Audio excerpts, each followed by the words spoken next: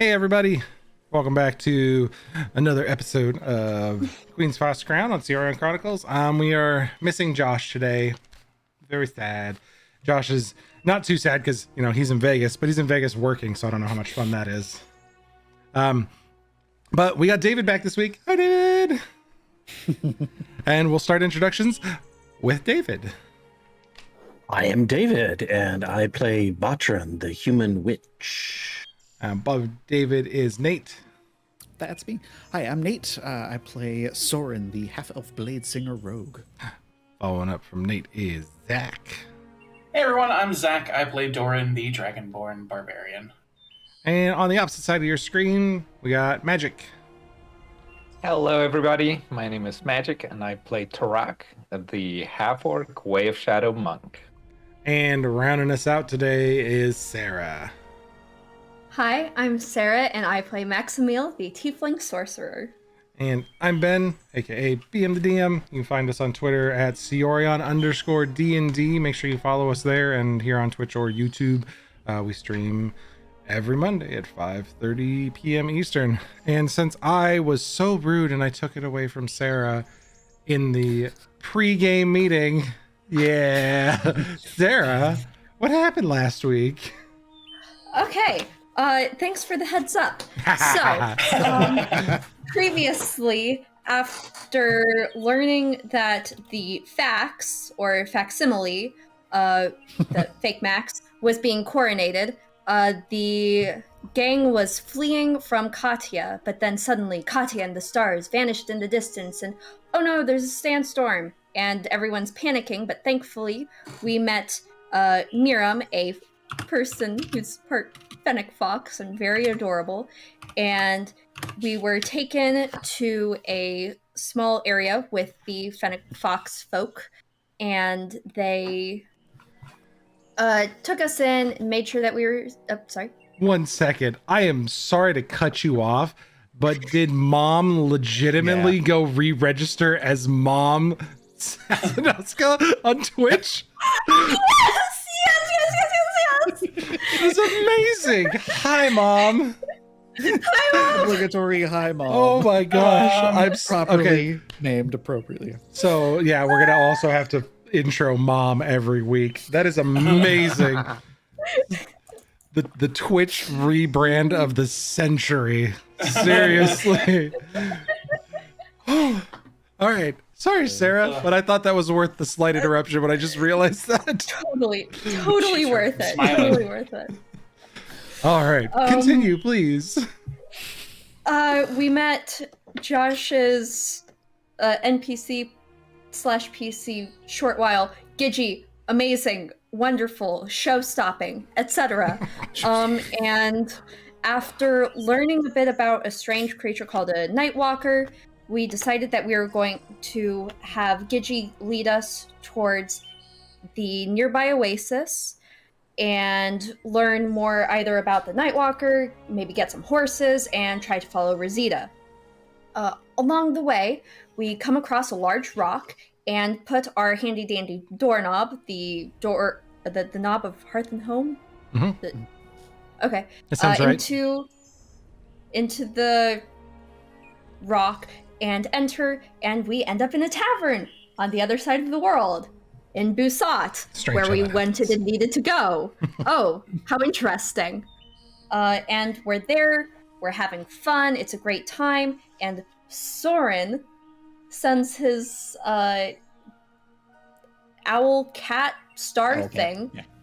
owl cat, to message his wife, and at the very end of the session, she comes through and it's like, babe, are you here? And that's where we ended. Perfect recap. My wife.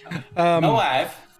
So it was clear to the players, and I want to reiterate for the stream, the reason this happened is because I opened my big mouth on the back end of the thing and messaged Josh and said, wouldn't it be dang funny if the first time they used it, it was in Busat? And we both thought it was hilarious. And then as that was happening last week, I was frantically messaging Josh going, should I change this? And he goes, nope, you said it. It has to happen now. So here we are in Busat. With a conundrum. It was, Reunion.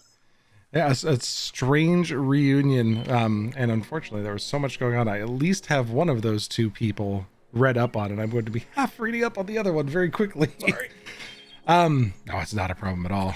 However, yeah, we ended last week with a knock out at one of the doors upstairs as the rest of you were kind of getting ready to turn in for the day, because you are, as Doran so aptly put it, truly the Midnight Parliament now, and nocturnal, having to sleep during the day because you guys are currently traveling through a very hot and very dangerous desert, and the best way to travel is by night.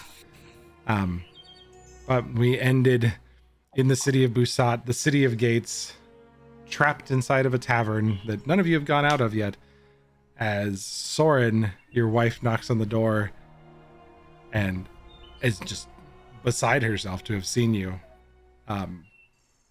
The rest of you hear just a gasp of relief as Soren, this woman, throws herself at you, as you've known for just the loving embrace of your wife, that only that comfort that comes from seeing her rushes back over you.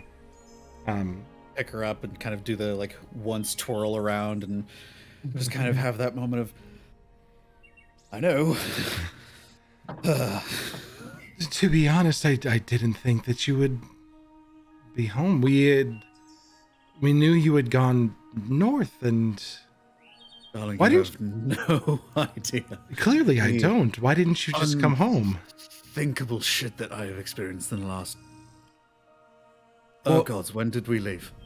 Was it a month ago? Was it even a month ago? Shout out the hallway. How long have we been traveling? It depends on whether you count the time dilation. The what? Let's go with Doran's answer. Too fucking long. Oh god. As an aside, just because I actually had to go back and look, you guys have been gone from when you saw your wife. You were in Departure from Rawing was the 16th, and you said I would have traveled like 2 weeks to get up to Fort Rawing, I think. Here I am, like, of course I should have thought that this actual question was coming, because No, it's okay. give me just a hot second. But yeah, I mean, it's probably been Fort Rawing, or sorry, you went up to you went up to Fort Rawing, which would have taken you, So I probably would have been about a left week. home on So you've been away from home. the 8th of Caspiel? Probably. You've been gone from your wife about 14 weeks. 13 or 14 weeks. Okay. Or no, 8th of like I was actually The campaign began on the 9th of Caspiel.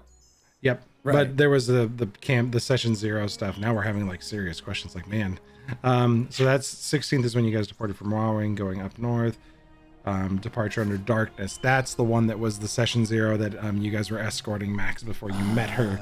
So that was the 7th. You had about a week of travel before then. So actually, you are right at the 12-week mark. Okay. Really. We need a Danny car. Yeah. Like anybody out on the stream that wants to be our lore master and wants to be annoyed by me endlessly with too put up much with our information because I have way too much data. No, there's it has been. This is why I have a calendar, so I could quickly do this math. Otherwise, I would have been pouring over notes and paper. This only took me a couple minutes. But this is the beginning of the 12th week away from your wife. For those not privy to the view of the calendar in-game, Cyorion has 4 months a year, 8 weeks, and 8 days each. They basically mark the seasons. And you've been gone for essentially a month and a half in Cyorion terms. So 12 weeks you've been gone from your wife. So after this quick in-head calculation, 12 weeks. Did somebody say something about time dilation? Like I said, I have a lot to catch you up on. Remember how I set out to recreate the art and, sort of learn a few more things. I've learned entirely too much and in too short of a time, and oh gods, I need to get you all caught up, don't I? Is Sarai coming, or is she busy? And she's in class, but she'll be out. That's fair. Yeah. That's fair. I did send a message to her, and so she'll be probably leaving class directly. And should we go home, she'll be expecting to meet you there. You don't have to stay here. That's the thing I do, actually. And therein lies the complication. Are they? That's why I sent Astrid to come and find you. I can't leave here. Are they keeping you here? Should we call the guard? No, Oh. no one can keep me. That's insane. Okay. I mean, I trust you. You No, wanted to as go out, and suddenly you're back. There's a doorknob. This place is okay. God, where to begin? This place is not real. This is a fake house, tavern, shop. She just kind of like knocks on the wood. Oi, give me an eye, a teeth, a mouth, or something. Morfello walks across the hall. Are you sure, sir? Is that something? I'm sure she can handle it. Hi, Morfello. Place It's my a hands on her pleasure. shoulder. Brace yourself. This is going to be really weird at first, but he's sweet. I promise. Yes. And she looks up and she sees the eyes just open up, and then this kind of Still holding on to her a little toothy bit. grin. Oh, Yeah, well, yeah. but this place has always been here. Has it always been alive? This Morfello's Traveling Goods has been here for years. Incorrect, but that's all right. Probably got here a few days ago, something like that. But Morfello leans in. About a week. Yeah. Yeah, about a week got here. Oh, It's a lot, I know. Wait, I have so many stories to tell you. This is going to be the most mundane thing you hear all night. I can guarantee that. what? Oh, do you have tea? And Morfello's like, right away, and just takes off. Takes off out to the hall, and the rest of you see him, like, as soon as he gets out to the hall, disappears into the floor, and you hear him moving about downstairs. What are the rest of you doing? Turning in for bed, or now that there's a commotion in the hall, joining the hallway? Just watching. Just like Yeah. don't want to interrupt, but want to see. Doran's Info laying in dumping. bed watching Maximil do that, and just like, Max, come on, leave them alone. He hasn't seen her in so long. I know that's why I'm not interrupted. Before I info dump on this poor woman about the facts of the universe that we've learned in 12 weeks, I, of course, will make the rounds and just introduce her to everybody and just, all right, come on out. I know you're all watching. Come on. So he introduces you to this lovely, slender, fairly tall. She's about she's getting close to 6 foot, about 5'9", woman with this ashen yellow hair, sparkling golden eyes, and she has this very faint shimmer that kind of starts at her fingertips and extends up her forearms. This is Aasimar are fairly common in Cyorion. It's not unheard of that any of you have never seen one. You've all probably run into one or two in your travels at minimum. But yeah, she's dressed in. She literally came from work, so she has a leather apron on, and there's tools all stuffed into her apron, and her hands have a bit of stain on them still. Is anybody proficient with like crafting, like leather working stuff? I gotta do a quick check here. Let's see, tools. Oh no, Diggins proficient in leather working tools. He's still on the list. Oh. Yeah, none of you really would recognize like what she does just from like the first glance, but it's clear that she does work with her hands. She has stain on her hands, and she's got dirty stain covered rag in like one pocket that's like hanging out so she can wipe her hands on it.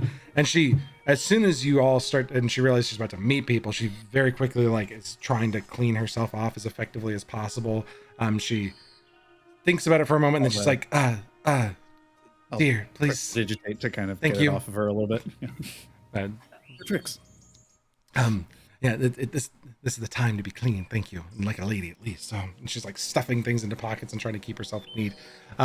But she composed herself very well. This is clearly a clever woman to match Soren's wit and humor. But she introduces herself to each of you as Saviel Archon. Did I pronounce that right? Sure. Yeah. Okay, just making sure. Suddenly I have a name that I'm like, ooh, did I screw that one up? There you go. Lovely to meet you. Did you have a clever name for your group, the lot of you? You've been together for weeks now. I do hope you've registered at least with the Adventurers Guild so you make some money from these ventures. We've been I going. think your husband should be the one. Yeah, should be the one sharing it with you. I think we owe them taxes, actually, now that I think about it. Oh. But they owe us, so maybe it cancels might. each other out. That's fair. That's right. Yes, we've been going So by the sorry. Midnight Parliament, which is ironic because we are all now nocturnal. Did something happen? Can you not go out in the sunlight anymore? Yes, I'm a vampire. Terrifying. That's okay. I'd love you even without a heart. So, I mean, sometimes I question if you have one. She playfully gives him a jab in the ribs, but lovely to meet all of you. And the tea kind of comes up, and she's so distracted by the lot of you and the excitement of meeting you. The tea kind of appears next to her on like a tray that's being held by a hand that's coming out of a wall, and she's just like, oh, thank you, and just goes back to like sipping this tea and meeting the lot of you. Does Spackle come out to meet as well? Yes, I'm currently holding Spackle in my arms. So Spackle's as like we are- snuggling up and very exhausted at this point too. Magic creatures do get exhausted, but she kind of leans in at first and is like, "Oh, your daughter. That's very nice. Yes." And moves on to the next person. As we are talking to Soren's wife, Tarak is we can tell that he's being very friendly, but there's something that's clearly bothering him, something in the back of his mind that her presence maybe brought back some memories. So he's a little even more quiet than usual, and he orders a nail and just kind of drinks it without saying much. As you start to like get a couple more drinks, Morfellow appears behind the lot of you and goes, the sitting room is ready for you all. And you look down the hall back to where Doran and Maximil's joined room and Tarak's room next door have all been transformed as you guys have been standing here talking. And there's now like a sitting room with a fireplace and some couches and chairs, and there's snacks and stuff out for you guys to be able to just sit and converse for a little bit without having to go back downstairs to where the rest of you hear the business of the day starting to pick up. People are coming in for goods and calling other copies of Morfellow who's downstairs working. And you're all kind of led back to this seating area to relax for a bit and have something to eat and catch up. Do you mind actually, can you loan me Astrid for a moment? I need to contact Sarai, otherwise she's going to be going home looking for you. And Astrid likes Soren a lot because it is Soren's familiar. Astrid loves his wife. Saviel sits there for a moment. Who's a good, and it's immediately up on her lap and getting right under her chin, and she's, yes, I need you to go. Please tell Sarai to come here. Deliver the message for me, please. Thank you. Grumbling. Oh, pay no mind to him. He's just jealous that my love for you knows no bounds. And very quickly, Astrid heads back out. So, why are you all holding... Spackle floats over and like tries to settle herself on the lap. Oh no. Floats over. That's Spackle. she's a little bit uneasy for a moment. And just kind of lets Spackle sit. But Saviel is a mother first, after. She was clearly a very well-made or well-to-do craftsman, but being a mother fits her. So after the initial shock of this ghost child sitting in her lap, she breathes for a moment and just kind of leans back into a cradled position with Spackle, and Spackle passes out. Just lays on her for a moment as she's sipping tea and just forgets that Spackle's there, just kind of idly patting Spackle's back. This small, like about 5-year-old child, so 2'6", very tiny, wrapped in a sheet with terrible deathly claws and all sorts of scariness, that is now tucked away as Spackle snoozes. I didn't know she had claws. She's eyeless too. Oh god! Oh, Oh, no. Bless Saviel, she doesn't notice a thing.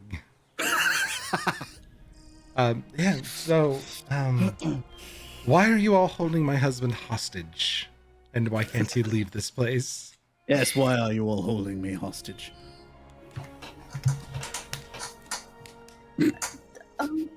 He owes us a great deal of money. Oh, how much this time? It's true, it's a lot. Wow. It's far too much to ever repay in a lifetime. To be fair, I did value money more than his companionship, so you could just take him in payment if that's necessary.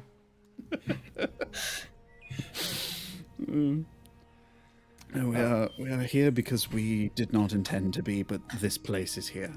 Yes, As your- fate would have it, we have a previous relationship with this more fellow creature. We saved Oh. it from some sort of horrible parasite that was nesting inside of it, and it gave us a doorknob. And we can, believe it or not, teleport here when we need to at certain intervals. Oh, And he just happened to be here. interesting. So you're telling me that now you've figured out how to walk through a door in one place and hundreds of miles away appear in another place. I haven't figured out shit. Oh, This place okay. just does it. Oh, It's a complete mystery to me, but he gave me a doorknob and it works, so here we are. really? Well, I don't In- have the doorknob. It's currently in the desert. I brought it Oh, through. well, Yeah. that's quite a long ways. Yes. Do you expect to be returning home more naturally soon? Unfortunately, yes. That's not unfortunate. Well, we have to go back there and then, despite the fact we are already here, trek our asses all the way back through the desert and somehow arrive here again. So, is there a city nearby? Are you taking one of the walking cities? We were. We're not anymore. Ah, That's sort of why we're here, actually. well, Max, maybe you can explain it a little bit better.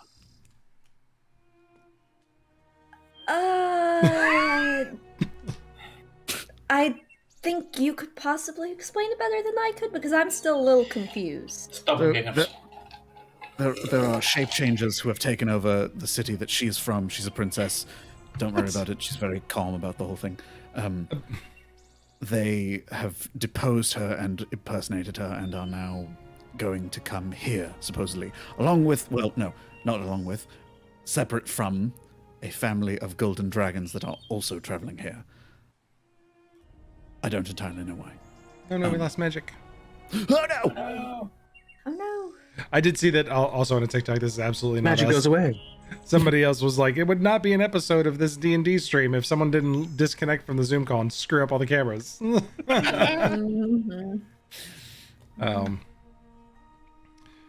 Bloop. There he is. There he is. Welcome there back. it is. Yay. The balance is restored. Everyone is back to normal. Okay, so you have a bunch of dragons, changelings, which doesn't surprise me. I mean, there are changelings who just live normal lives anyways. I guess there would be ones that are more nefarious. Yes. Anything else that I should be worried about? Is the whole city going to burn to the ground? Is the sky going to fall on us now? Are the cracks finally going to do us in, and we're all going to die? Maybe. Yeah. Well, what I can you say do? this with very little irony. I have no fucking idea. Aren't the Fangs also coming to Busat? Oh, yes, we don't them need too. to tell her. We don't need to tell her about that if you're worried about telling her about that. She says, very badly whispering.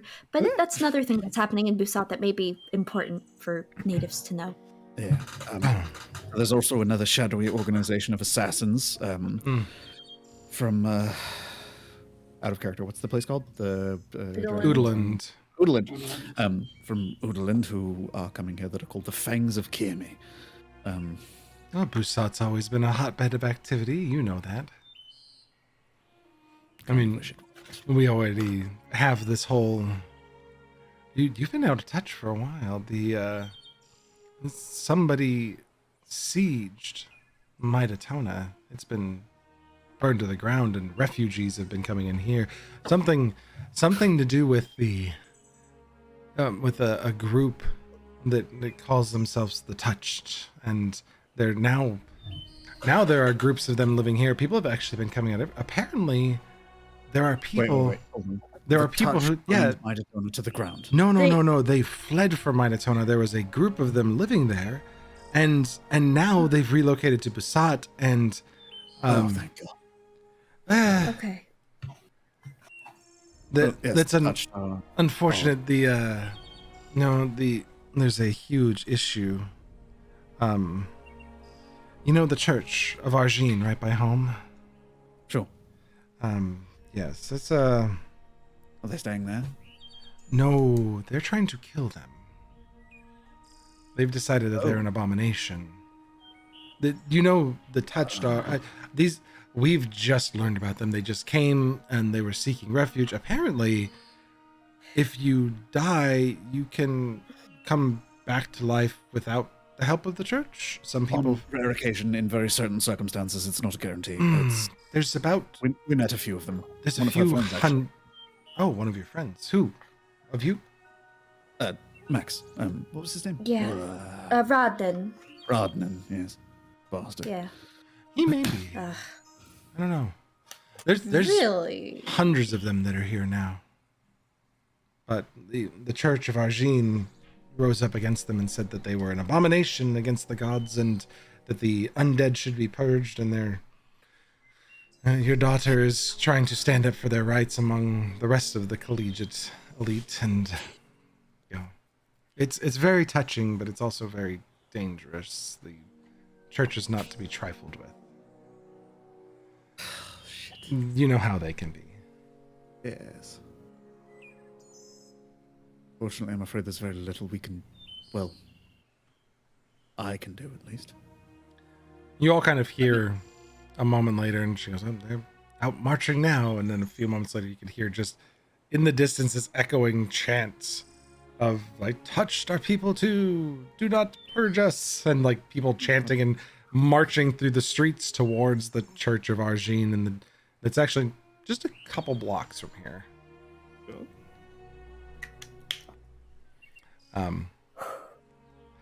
It's quite an exciting time in the it's actually, let's see here, 1 2 3 4 5. It's about a quarter mile from here, and they're marching down one of the main you know where we're at, Soren, in terms of the city layout. So they're coming down the northeast or northwestern main road that leads outside the city, marching down that road to the Church of Argine, which sits right outside the bastion, the central area of diplomacy where the leadership of the city lives.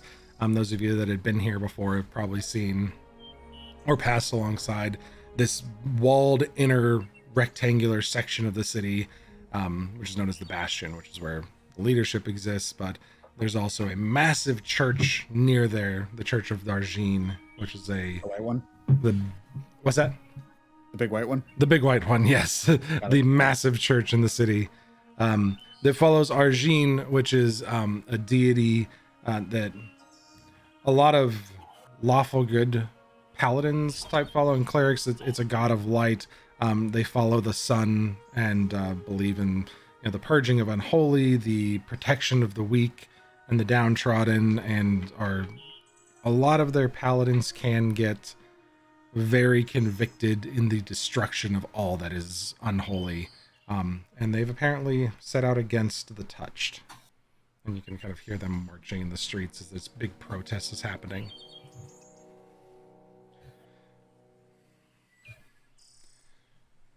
But I don't know if we should be worried that Sarai is involved. It's, you know how some of those zealots can get. They can be a little aggressive. Yes, I have my concerns. I mean, to be fair, and I am in no position to speak, but I think she will be all right. But there are a lot other things to be worried about in this city in the coming days, if not right now. Really? As I said, there are... So, the reason why we are coming here, not literally here right now, is because these shapeshifters that have taken over Max's city are quite possibly coming here as well. Oh. Likely for similar purposes, to infiltrate and take over. There's a lot more For to all it. we know, they could already be here. Exactly. Have you noticed anything strange in the last week, perhaps 2 weeks? Somebody acting not like you're used to? Besides the not undead walking the streets, no. Frankly, the city's massive. Hundreds of thousands of people live here. I have those that come to my shop, and I try to do right by them, but big place. What about people in leadership positions? Not acting the way they have? I don't interface much with politicians. It's not really Anything you have heard?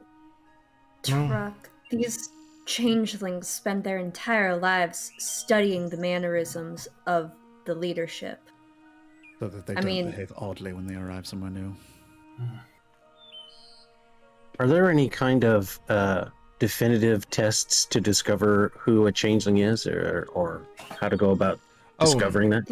Yeah, since you haven't been here for the last couple weeks, Patron, the necklace of the Stella Tenuum that Maximiel has, when you hold it up to a changeling, there's something in that necklace. There's a magic enchantment that actually disrupts their ability, and they shift back to a normal form. And where's that necklace now? Maximiel's wearing it. Around my neck. Don't we have 2 of them? We do have two. I think Soren has Yeah, the I other. thought Soren had the other, right? Yeah, I have the other one. Maybe his wife should put it on. Not a bad idea. I mean, but it could keep me more safe if you feel like I'm in any immediate danger, but she pulls out an awl, like a leather. If I had to, she puts it back. I'm not as brave as you. I'm sorry. I'm not the fighting type. I like my craft, and I run a clean shop.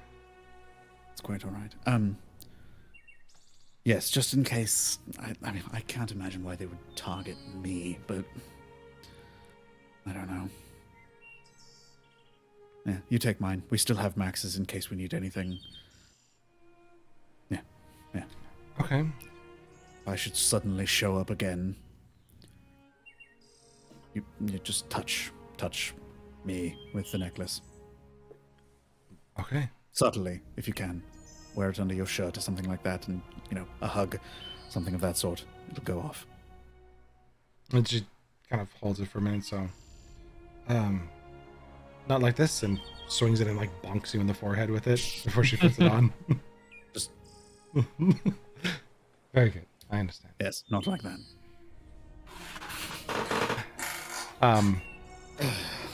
Have you ever seen that symbol before while you were in Busat? Like on a wall or anything? No. It's the first I've seen this symbol. No. Okay, thank you. Should I hide it? Am I to be concerned that someone will be coming after me for it? I don't But think so. perhaps if those shapeshifters are around, you do not want to be seen as one who can tell them apart. So Right. They recognize the symbol enough to know, oh, that is something that will reveal me. So if you are to wear it subtly. Well, other than that, and I'm being very terrible. I apologize. Give me a hot second. My district. There was recently 2 sudden changes. There was 2 politicians that passed recently and were replaced. And why can I not find my notes? Holy crud. There we go. My note system was like searching terribly slow, and I couldn't find my district names of the city because I don't have this whole new thing labeled yet. So there is a new mayor, or sorry, a new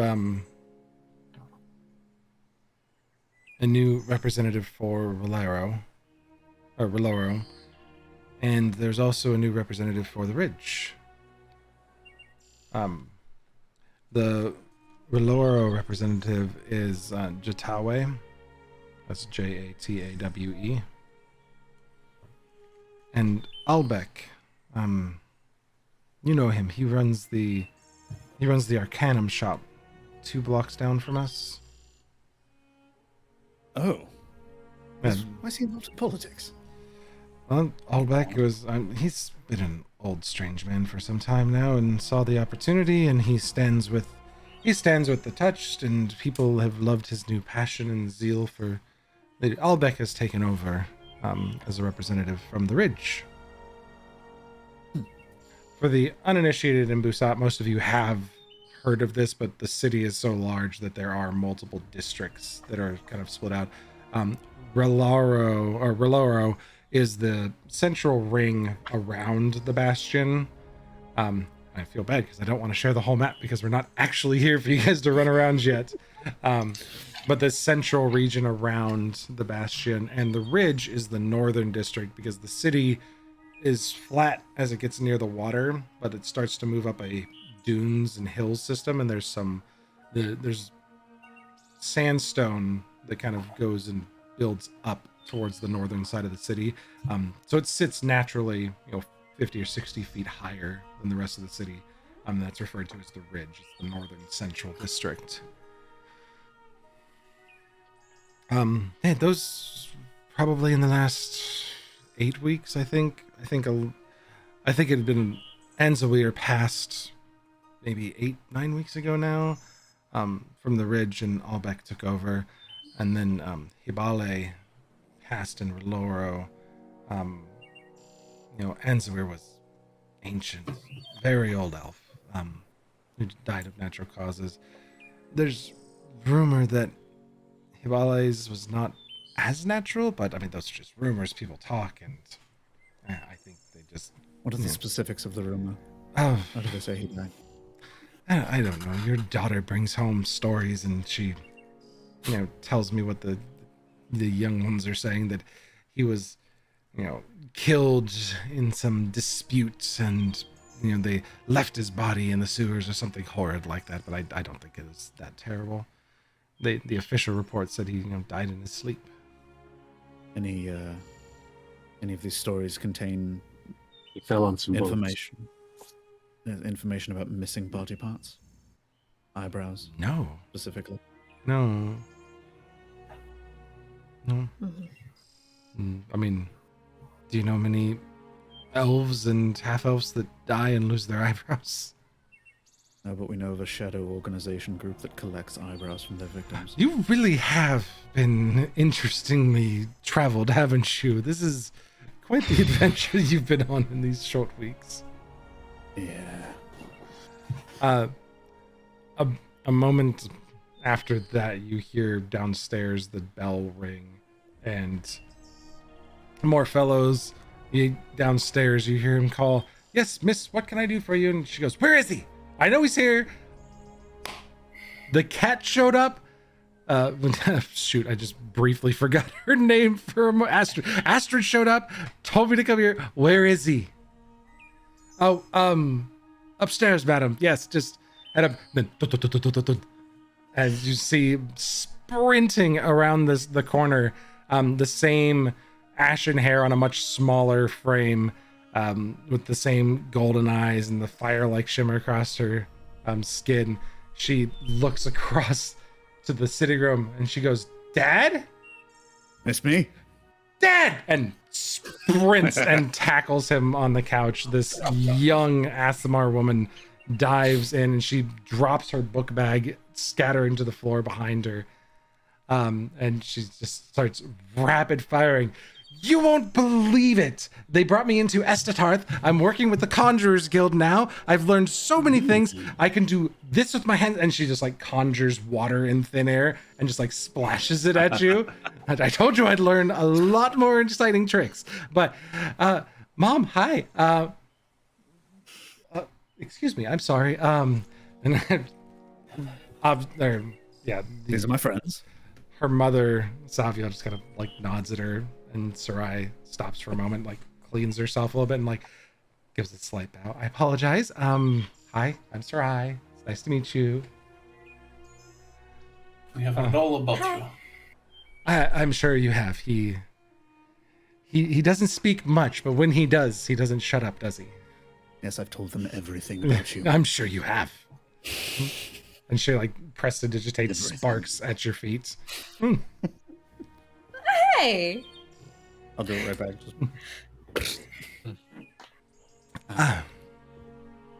So, are we just visiting here and going home for dinner, or what's the plan? It's fairly early. I mean, we could do lunch. I know some new places by the school, by the Luminary Academy, that are just phenomenal. Oh, they've started bringing in coffee from Northern Kutala up by the Keys. It's amazing. We have to go. Come on. I can't. Her mom just kind of like grabs her hand and she goes, "Oh." I was explaining to your mother. I'm here, but I'm not really here. God, where to begin? I'm so bad at explaining this. He's a ghost. I'm a ghost, yes. I'm a vampire and a ghost now. We teleported here from a magic doorknob that we left in the desert what? of Ethereal. Yes, I know. Hold on. There's more. We weren't planning on being here. We just know that we have this magic doorknob that takes us to this tavern, which you'll love this. It's not real. It's a mimic. Oh, hello. No. The thing. The sloppy thing. Whatever. I don't know. Morphello just appears next to her. "Is this going to be an all-day thing, Mr. Surratt?" No, it's just these two. "Okay, good."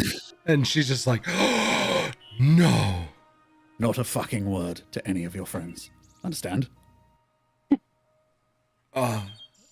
No, but this could get me apprenticeship a year early.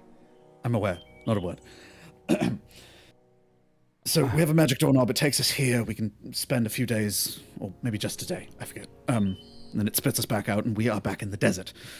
Like teleportation, like distant teleportation. Actual teleportation. I'm going to blow your mind with some of the things I've seen. Did you hear me? I'm a junior apprentice in Estatarth now, the Conjurer School. I know. I could graduate early with all of this. This is amazing. Could write your thesis on the things I've seen. Morphello's just like standing behind you or behind her, going. Trust me, I have way better stories for you when I actually make it back and we can spend some time. Yeah. Stories of Eterna and Kisoba and all these places that we have teleported to. That I've heard. Wait. Is like you've been to Eterna? Because there's some people that are. No. There's rumor that there's all these stories that go around in these weird books. And we've heard mention of Eterna, and people say it's this far off place with all these. Point to Tarak. His family's from there. Oh my god! And she runs over and like grabs Tarak. Can we talk for like a couple hours? Do you want a coffee? We could go downstairs and talk. Like, Dad, I'll see you in a bit. Tarak, Mr. Tarak, Tarak please? just kind of looks at her a little shell-shocked. Perhaps another time. I'll take you up on it. Do you like coffee? Yes. Excellent. Very much. Excellent. I look forward to it, as your father said, when we are back. I do too. with more time. Fully here. This is more of a visit and a coincidental, fortunate, unfortunate accident. Oh, well, are you? So are you? She starts thinking and like poring over it. She goes, "Wait a minute!" And she runs back to her book bag and like grabs her and sits down. The rest of you see she's got like 3 books that look like they may have been checked out of a library and borrowed, and then, as Soren would know, what amounts to her wizard's tome, which is a manila folder just stuffed with papers. There's bits coming out everywhere, multicolored notes. If she threw it up on a wall, she could definitely run red yarn between everything. And she has just a smattering of notes everywhere and tons of questions. And she's pouring through these things, and she comes back and she's like, are there restrictions here like this? And she pulls out a spell for Tiny Hut, and she's like kind of going through the arcane symbols. Wait! Don't do that! Don't do that! No, I'm not. We don't know what happened. I'm not gonna cast it. I'm just asking you, like, kind of like. And she points to some notes in the margins. And this is clearly like an academic book that's been passed around. There's, things that are saying don't use artificial pieces for this. Only use the most pure components. Otherwise, your hut's gonna be misshapen. And there's all these scribblings and like highlighted students' notes for creating this spell. And she's like, they say once you like go out of it that you can't, like, it goes away. Like, so like this. Oh, yeah, Mom, he's stuck. I'm sorry. And she just kind of nods and sips tea and pats Spackle, to which Sarai's like, "Oh my God, what is that?"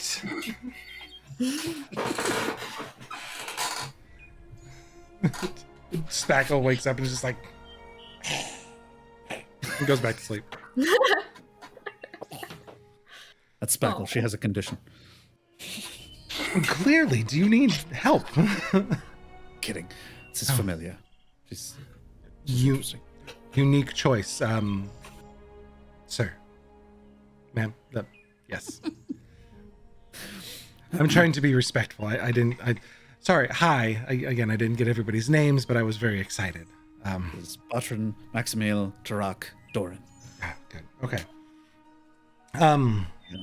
We are the Midnight Parliament. Ooh, nice. Are you registered? Yes. Do you guys have -1? Oh, did you guys lose a friend? Yes, quite recently. I'm very sorry.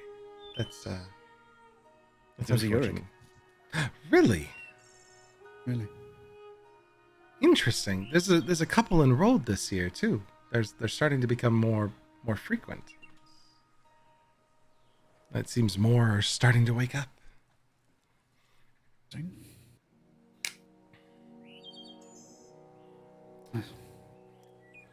I'm at a loss. They're just becoming more common and more travel. Apparently, that once you start to find groups of them, others start to wake up. There's been a couple that have made their way from, one from Gretellin and one from the Hesso states, both on Lemindor in the south. And I think there was one found in Utancia, but he very quickly began working for one of the miners' guilds and has kind of been staying north there and traveled on a merchant ship. We heard about them and they went back north. Do you remember any of their names? There's the 2 in school. There's let's see. I apologize. Neither of them are 0. I'm gonna need to like re-ping their names really quick. Yeah, no, that's fine. Yeah. So, my list of names. have you heard of one that is called Zero? No, sorry. Doesn't ring a bell.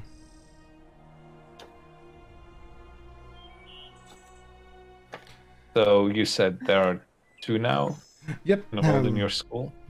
Yep, there's Ceci and Anyu. What are they like? So Ceci's in the conjuration school with me in Estatarth, and pretty sharp, but a little bit unwieldy with the magic sometimes. They're having a hard time getting it channeled. It was interesting when Ceci speaks to me, she tells me of her, she remembers bits of her last life, and she knew that she had a passion to want to learn wizardry, and when she was given the second chance, she immediately set out for the academy. And then Anyu works in some strange groups. Anyu's not someone I usually associate with. Has either one mentioned Eterna? No, I mean, besides the rumors, we find bits here and there. There's talk of there's some talk of books that you find phenomancy scribbled in the margins, and people talking about strange forbidden magics. You hear them talking about strange forbidden places like Eterna, and it's all conjecture and students' notes and rumors, but there's no definitive information or proof. Tarak kind of turns to the group. I apologize.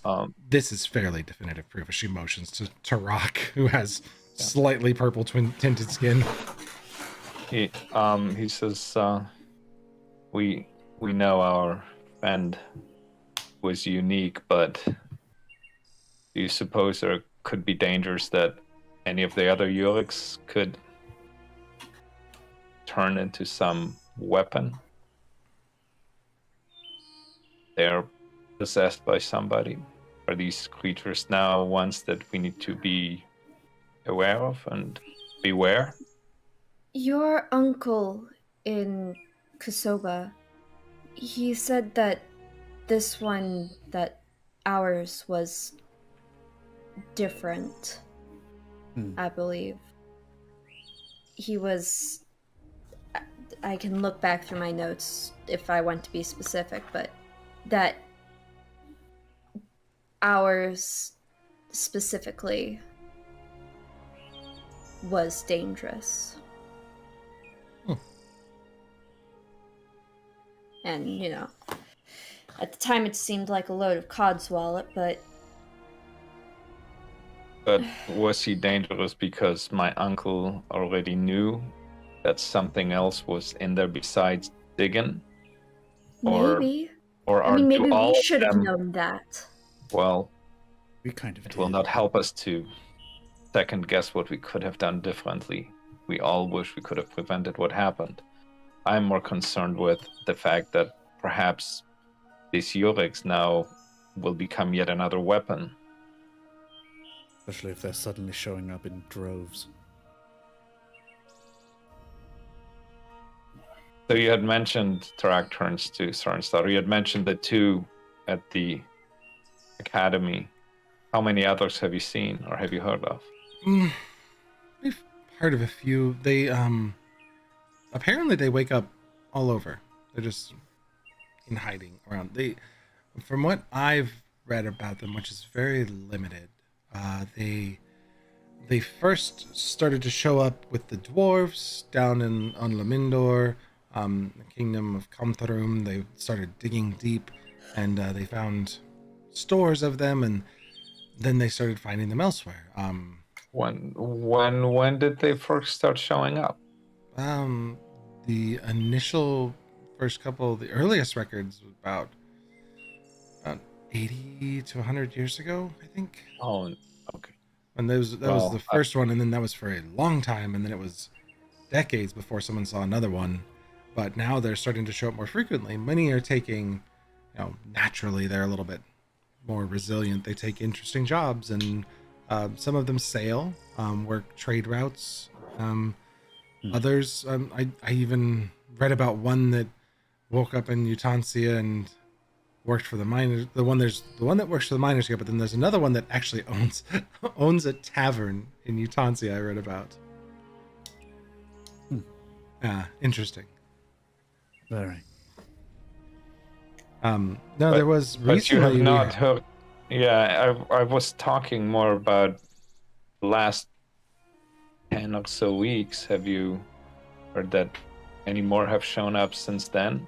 Well, there's word that a bunch were discovered in Gretellan, and that they were actually attacking ships there in droves, like large groups of them. But we've heard rumors that, you know, the news that travels as slow as it does around the world, that there was somebody malicious at play that was controlling groups of them, and they've since been usurped. A group with the strangest name. They call themselves Damn. Yeah, Danger. It's all of our middle names. DAOMN. Damn. It's the strangest group. I feel so much better about ours. Yes. But apparently they Would usurped this man. Tarak know where Gretellan is? Yeah, Gretellan's a kingdom that actually most of you have probably heard of. It's a small plutocracy on Lemindor. They operate on the idea that gold is king and every person can rise above their station, and like money literally translates to votes. Like if you want to vote on something, most cities or groups like within the kingdoms will hold their elections, and you just give money as a taxable donation. Basically, it's like that's how they collect taxes. It's like we're voting on the thing, money goes to this thing, and it works out. But most of the kingdom is fairly rife with bureaucracy and actually works pretty well, and people are in that kingdom. People are able to earn money, and then there's systems in place to help them continue to give back and continue to earn and like rise above their station. So a lot of people that have a great work ethic kind of flock to Gretellan. This is really the first like really bad story you guys have had come out of there, is that Gretellan had some Yurig uprising that had somebody at the head of this whole fight with these Yurig fighting other people and raiding boats. The key thing of Gretellan, though, is the Glastawa Depths, which is this massive lake. Real life size, Superior and Lake Michigan combined, massive lake system that's kind of dead center. And it serves as a trade route between Comtharum to the south, which is the Dwarven Kingdom, and the Hesso States, which has a great wood trade. And so they ship, it's a huge shipping center. They ship up and down this massive lake and do iron and wood trading and metals trading between all the different groups. So Gretellan is definitely a place all of you have heard of if you've lived on Cyorion for some time. Even Botrin knows where Gretellan is. Actually, Botrin, I think if we remember, especially know where that is. I think if we recall correctly where Botrin's from, that was a little closer to home than where you are now. Tarak just kind of takes in the story. We all know what one ill-tempered and trained Yurik can do. I shudder to think what a whole army of them could do if they were to be used for nefarious purposes. Apparently there's different... they're still being studied. Nobody really knows how they work, but the Yurig know that they had a previous life that ended recently, and then they go into this automatus body, and there's different styles of them. They've seen some that are a little bit more for protection and some that are like really working class bodies, and these ones were all pretty beat up from what I've Ours read. happen to be of the most likely assassin classification. I've never heard of that. That's terrifying. Do you know that there may be a link between the Yoriks and Eterna? Have you heard anything about that? No, but that's interesting. That's pretty interesting. I haven't heard of anything like that. More for our catch-up session when I get back, I suppose. Yes. It would be most useful if you could find out as much as you can about the Yoriks. I'd love to. I'm kind of, frankly, in the back of my mind, figuring out if I can ask Morfello if I can go with him. Because, I'm sorry, you have a door that you can teleport through. That's kind of an important thing. Yes, but... Oh, you want to come with us? No. You go have your adventure, Dad. I'm perfectly fine studying how the magic teleporting door works. With right. Just, yeah. Wait a minute. You don't think this place has always been here? Oh, it has been, as far as I know. Now that I know that people can teleport in and out of it, it's pretty fantastic. it makes sense why it would be in Busat. It seems like a hub of the world. If you could just teleport through it, I have to know how it works. Got it. All right.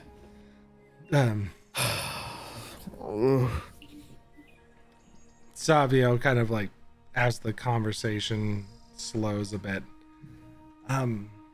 you all seem very exhausted. Please, the least we could do is, can we collect some supplies for you while you rest and wish you on your way in the morning? Or tonight, I guess? It would be tonight. I didn't come up with a shopping list. Do any of you know anything we would need? Actually, Well, yes, I do have a little bit of a shopping list. Oh, Okay, Maximil. Let me ask you. Yeah. A folded piece of paper and some gold inside of it. All right, here. Could you please just go somewhere to take care of that? And it's just the fit. sure. Thank you Tarak, so much. I did really you- appreciate it. Yes, perhaps you could help. Do you know somebody who is good at fixing mechanical things? Sir, I know a few people in the academy that may be able to help. There's some artificers. There's a whole artificers guild, actually. Okay, Tarag kind of waves to Morfello. I wonder if you could procure the Gigi gun from our guide friend without him noticing. I think he will be fast asleep. You want me to take the Gigi gun off of the Yeah. one that's sleeping who calls himself Gigi? That is to fix correct. it. Yes, To make it actually functional. we will. That's It doesn't so look that way. kind of all of you. I see. And he like taps the house. You did a good job. This is a good group of people. They're so kind. Yeah. And then you hear in the background, and then very quickly, the Gigi gun kind of like travels on this hand attached to the floor. Tarag grabs it and he gives it to Soren's wife. I would be, well, all of us would be most grateful if you could find somebody who could repair it and perhaps charge it. Um, And Anya is from Ashahoya. I think she might know a person or two that could help out with this. Good. Thank you.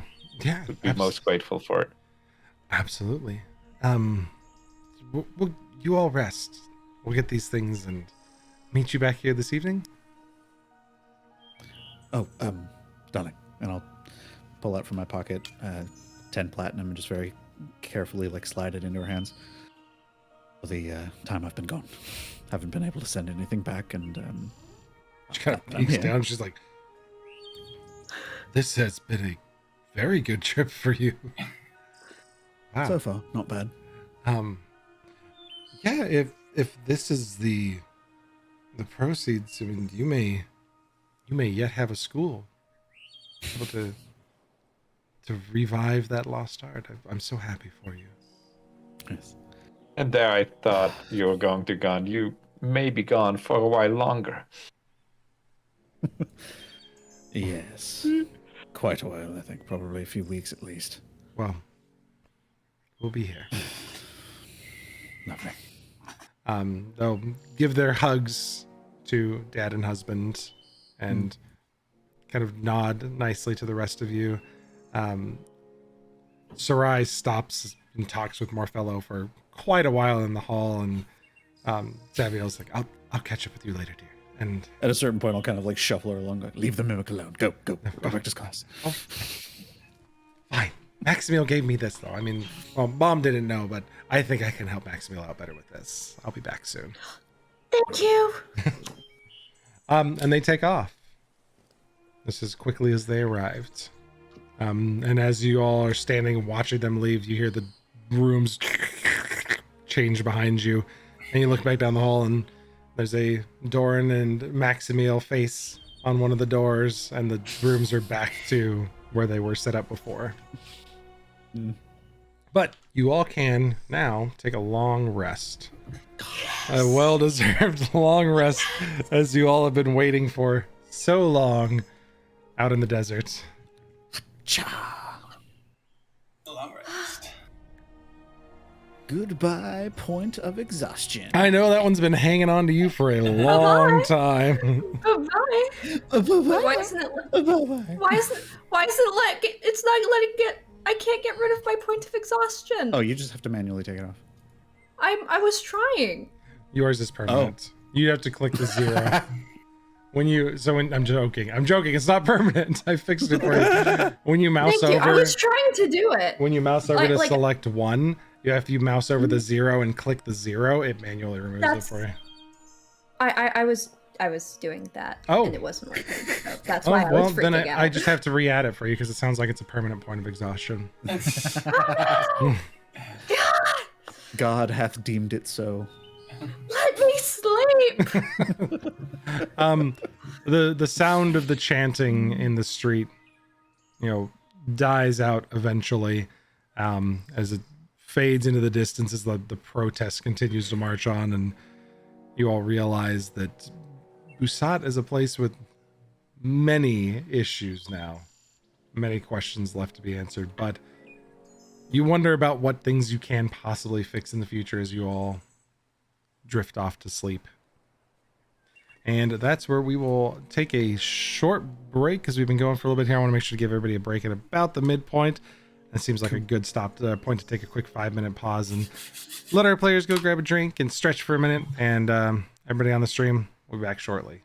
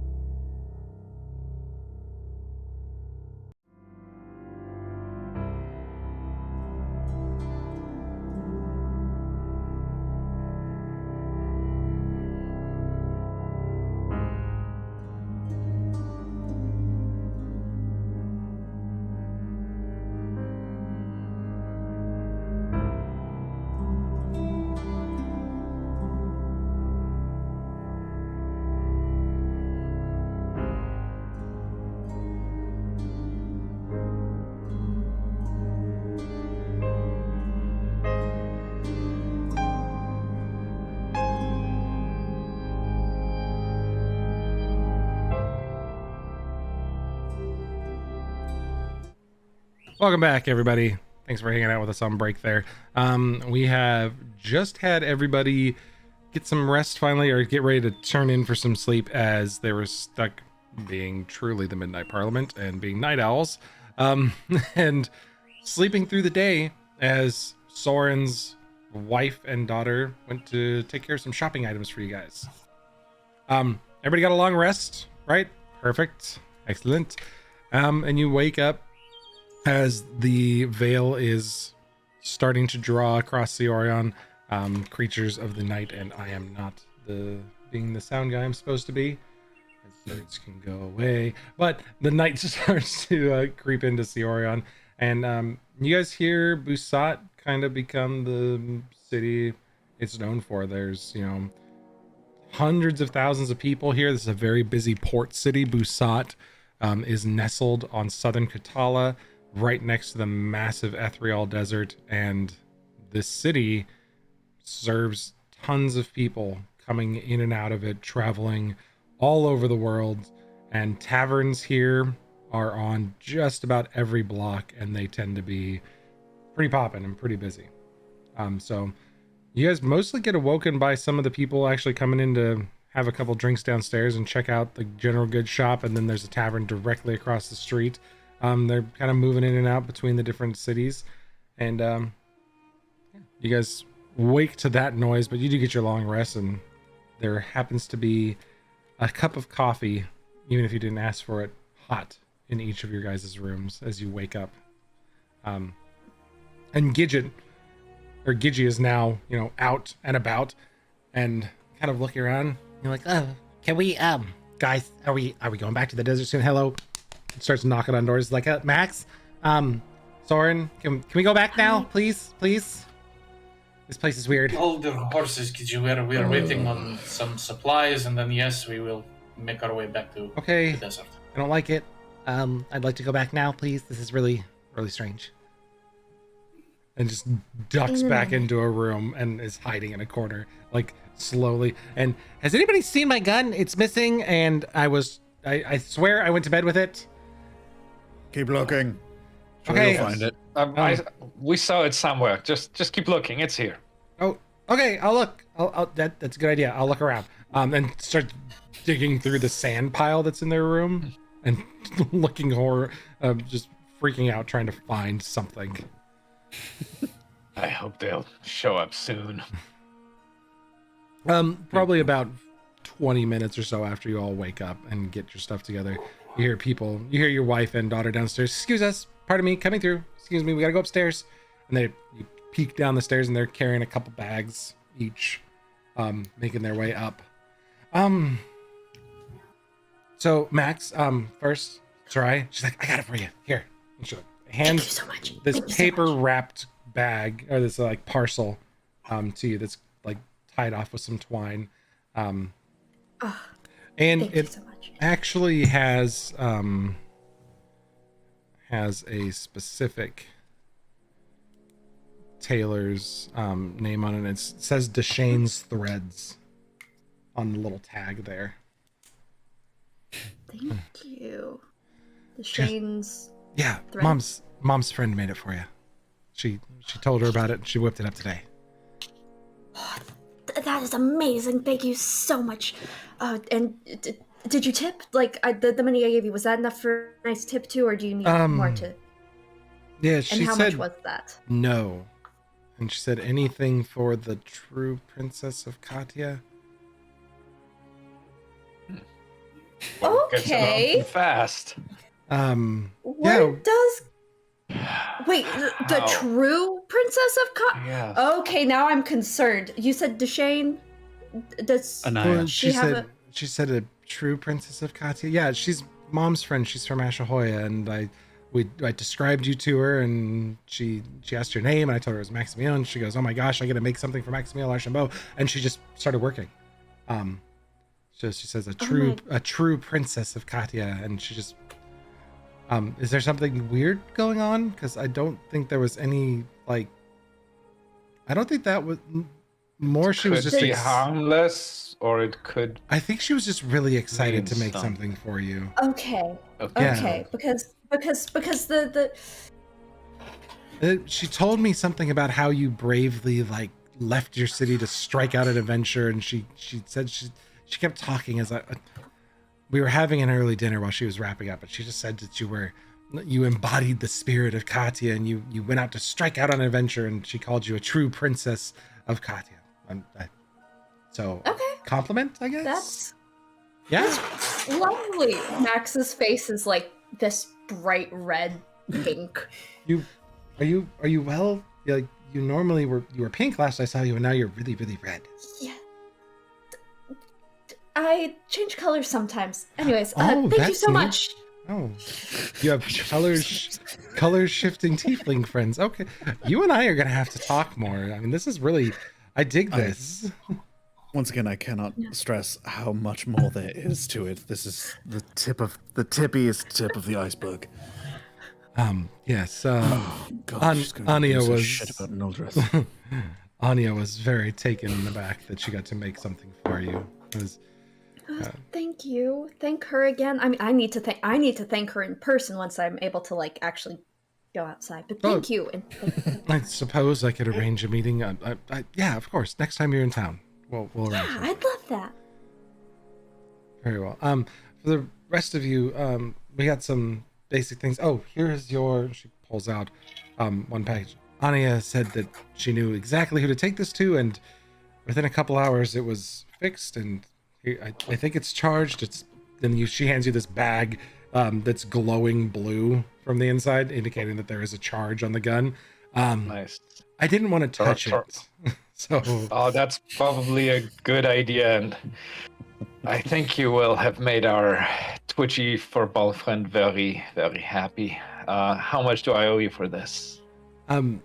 Well, Anya let word out who she was helping, and some people were just very excited to help her out. So We should have had other things fixed too, had we known.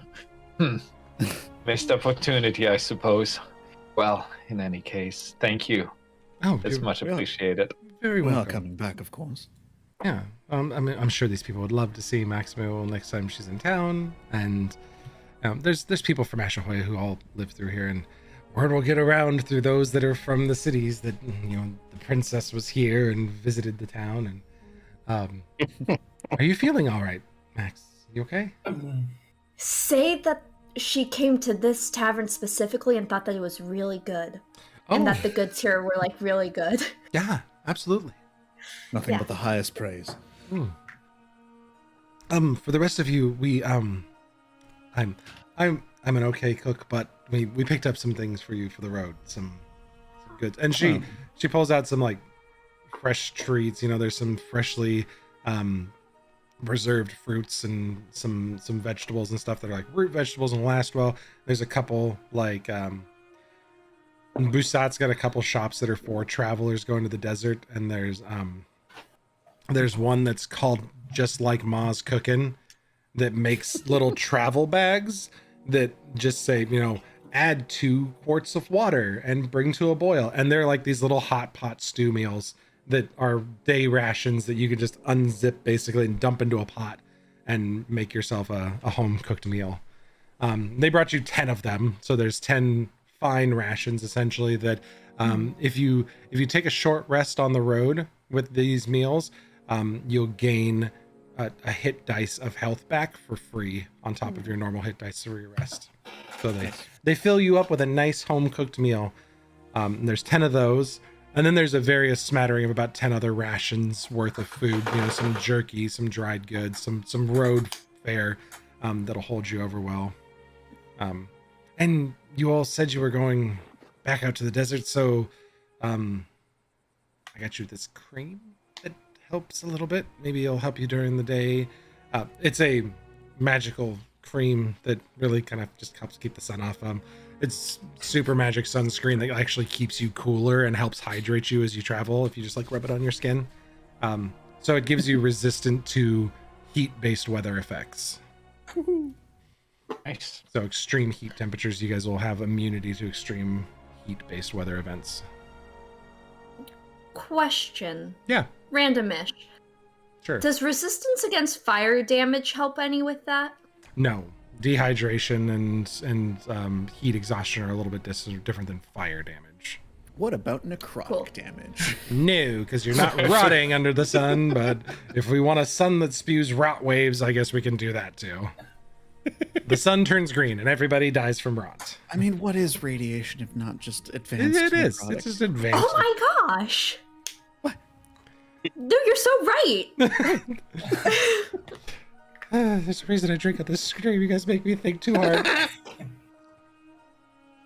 Okay. You chose the scientist, Ben. You chose the I did, and I love it. No. handpicked. Handpicked scientist.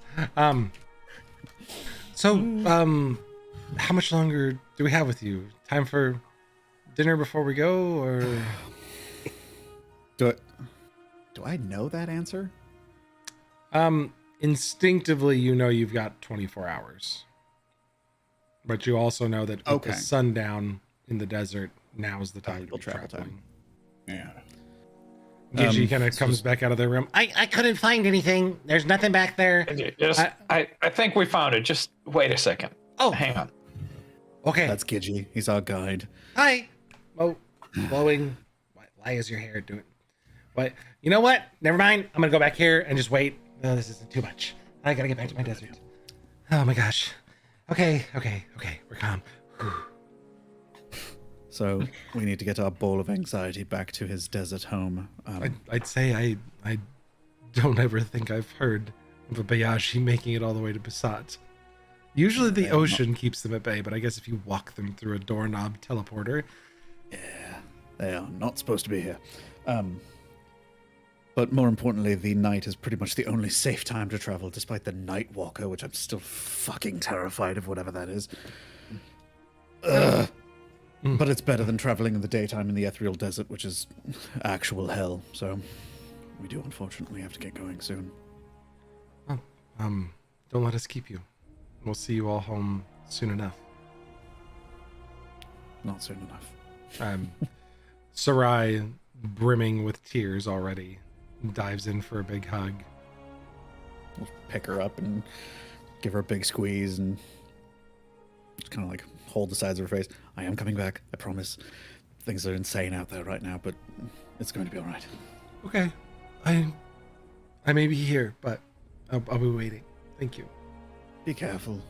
Keep the necklace on you. Tell her about everything I told you. She needs to know. I'll try and figure out a way to stay in touch while I'm away, but magic is hard.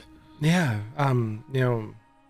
Sarai's been working very hard, and you look back to Sarai as she's like wiping tears, and she's like, it takes you 2 seconds to learn an easy spell like this as the message rings in your head. She just kind of winks at you knowingly. And she, Why, you little. Yeah, you're not wrong. Distance, I'm afraid, is the trick.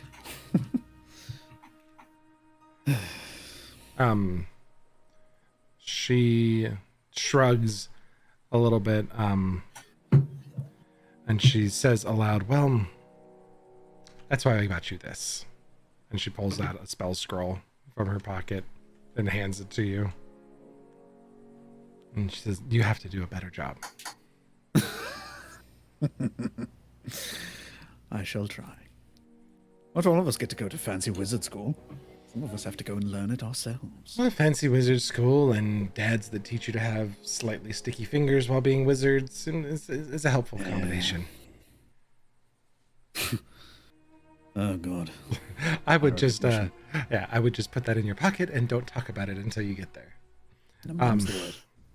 You have a spell scroll of sending, which you can translate into your spell book with your next long rest or short rest. Still can't cast it, though. Oh, that's right. You don't have access to that spell yet. That sucks, but you have the scroll. I will hold on to it dearly until I have learned the necessary arcana to scribe it. Multi-classing handicaps. The burden. Well, with that, they kind of bring you downstairs, and there is a bit of a meal placed out for you guys on one of the tables. Is kind of brought off to the side, and Morfellow nods to you all knowingly and gets you all in for a nice family meal. And as people walk around the shop, drinking, looking at the goods, buying things, somebody, quote unquote, as you all watch Morefellow, accidentally spills this dusty can and some poof of smoke. He's like, "It's okay, everyone. Just a moment, please. It'll all clear out soon." And as you are all standing behind the cloud of smoke, you see this private room kind of appear, and the tavern shifts a little bit behind you to make a private dining area for you all to enjoy a nice meal. And it clears out, and nobody's the wiser. You're brought out most of Busat's most famous fare, wonderful, tasty sandwiches with, light vegetables and like tahini type spreads to dip in, lots of like hummus and other really light fares with toasted breads and vegetables available for you all.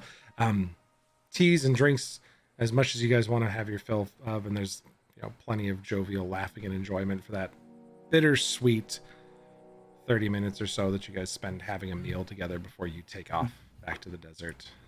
Eat and run. And if you guys are ready to leave, Morefellow meets you kind of by the front door. So, it was a pleasure having the lot of you here. Anytime, just walk through the door and we'll be waiting for you. And Mr. Soren, if you don't mind, the tavern's ready for you and you can exit at your leisure. Thank you again for everything. We'll be waiting Thank here you for your hospitality, Morefellow. Yes. Until we meet again. Anytime. It's a pleasure. Nice to make your acquaintance, Mushroom. You're very welcome, Bachan. It's a pleasure to see one of your kind out in the wild again. It's been some time. Sorry, Mushroom? Bachan has it in his head that mimics are all part of like a myconid type of organism thing.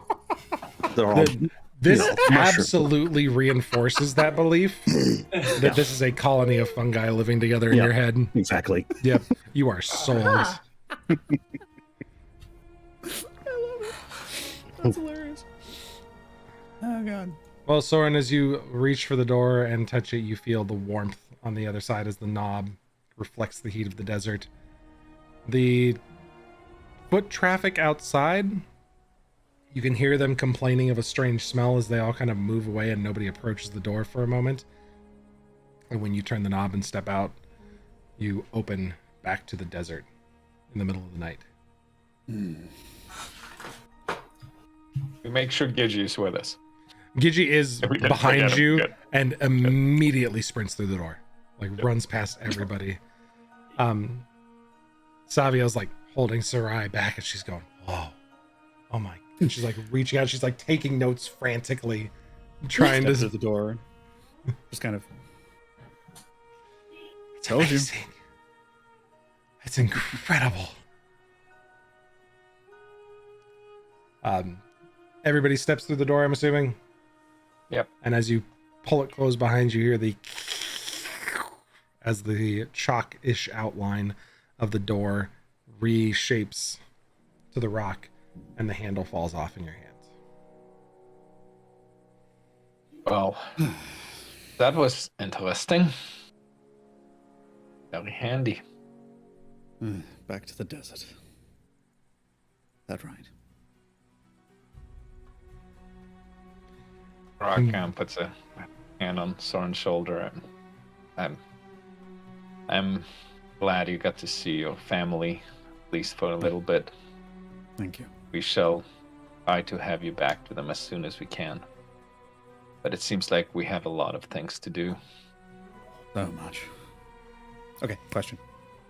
Can I? Gigi is frantically looking around for their gun as like Yeah, the okay, so- instant you guys all come out, just like, okay, who's the gun? So, Gigi, come Who's here. got it? So,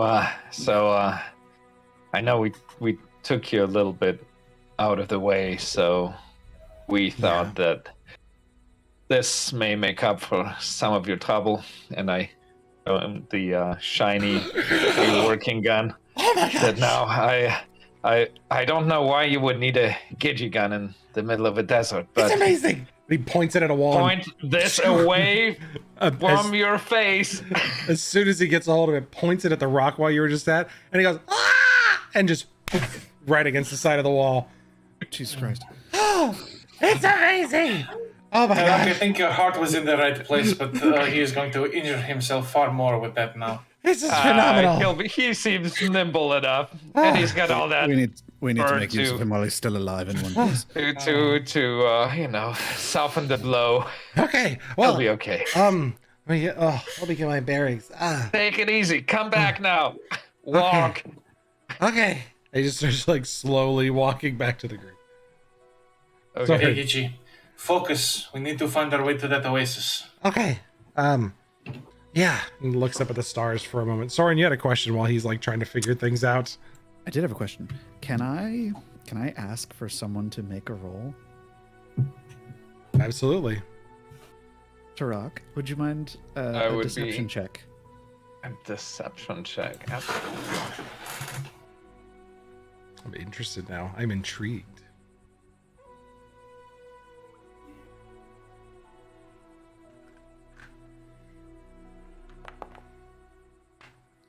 Oh, Okay. are you countering with some sort of insight check here or something, Soren? That is I a rolled earlier, 9. Oh, before the long rests. hold on. Now I have to scroll back up. You did. Okay, you sent that privately to me too. I did. I Was rolled an this insight earlier. I wanted to see if I could kind of get a read on why Tarak was a little off. so? Tarak got a 9. Soren, you rolled a 17 on your insight check. I'm going to reveal that to everybody. It's up there a little bit higher. So, Tarak, this is referencing back when you said you were a little uneasy at seeing Soren's wife, and you obviously speak for your character. So he got a 17, you got a 9. Tarak, whatever you would like to reveal from that difference in check. Just curious if there was anything. I Yeah, picked up so no, there was Soren with your roll. You could see that there was no deception, but that clearly something seeing your loved one stirred a memory in Tarak's heart on. That's kinda what I that thought. he is trying not to think about and kind of compartmentalize away. And most of the times he's successful at it, but it was just really hard during the reunion. Gotcha. Cool. Yeah, that's what I thought. I just wanted to confirm. Oh, poor Tarak. I feel bad for him now. So as Well- we're kind of getting ready to go in the desert, just kind of wrap my arm around Tarak. Long march. Let's go. Let us think of the things ahead of us. And Gidgee goes, oh yeah, I know where I'm at now. Okay, this way, and goes poof, and shoots the gun at the top of a dune, and then it hits the dune and goes poof, through it in the sand. He goes, well, that didn't work, and then the end of it comes flying back and just showers all of you with sand as the wet, gluey side spats into the gun. Why did you think that would work? Sorry, it seemed like a good idea at the He's time. more of a danger now than he was before. Eh, Going to break that thing myself. eh. Hadn't paid to have it fixed. Well, it works on walls, and does it work on people? And he looks at the group of you and shoots at one of you. Don't you dare! Tarak grabs the Let's do it. staff. So that Wait, you have to flex missiles. He fires it at Tarak. Oh god. It is a Alright, missile. It's a Tarak's projectile. throw it back at him. Throw it back at him. Tarak is going to try to catch it or deflect it. Okay. This is what we trained for. Is it just a straight dex or a save and throw? So you are hit. And you need to roll. When you use it, you lose Or athletic? you lose a key point, and then are you trying you to? lose a key point. Well, to throw okay, it yeah, back. but does he roll it as an attack? So I guess in that case, he's shooting you to attack you, and then Okay, when I you got do, you. Okay. if you take Yeah. damage, you roll a d10 plus 4, and it reduces damage. yeah. And then sorry, Yeah, I just didn't know which way he rolled it. Yeah. you can use a See, key point to just throw it level. back. Yeah. So Yeah, if it reduces back to be or lower than this is an interesting the one for damage. Yeah. So the impact of this thing, you reduce the damage definitely to 0 with your staff. Now, the problem is this is this is a sticky thing, right? So it sticks to whatever it hits because it's a glue.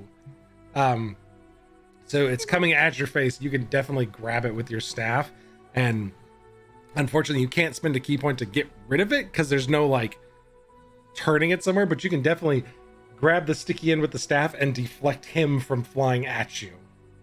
Okay. It just goes. Oh yeah. All right. Oh, how many points was that? So it's a total of 20 points. Oh yeah.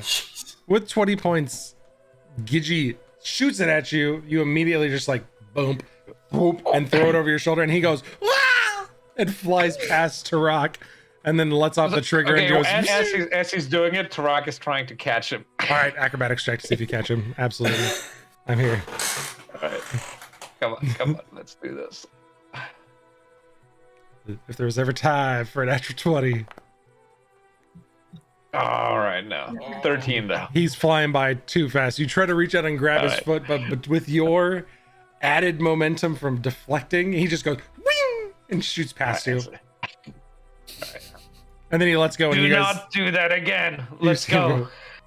Into the sand, his little feet kicking, and he goes, "That was amazing! Oh my gosh! Okay, bring me back!" And he shoots at you again. Oh my god. So you can easily grab it this time, and then he, as you like deflect it and hold it with the staff, he lets go of it, and he like lands in front of you. He's like, oh, I'm getting it now.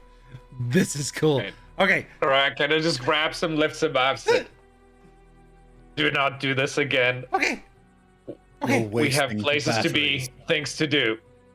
Okay. Well, we gotta practice go on your own time. Okay, let's go that way. And he like hooks it back to his belly. He's like, it's down, it's away. Oh, let's go that way. Do not make me take it away Okay. and break it. I'm sorry. Don't break it, please.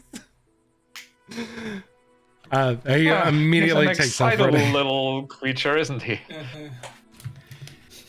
Put it away before I take it away. Exactly.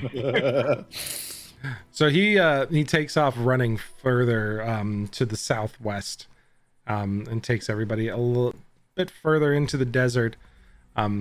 Soon after you guys have been traveling for a little bit, probably 3 hours or so.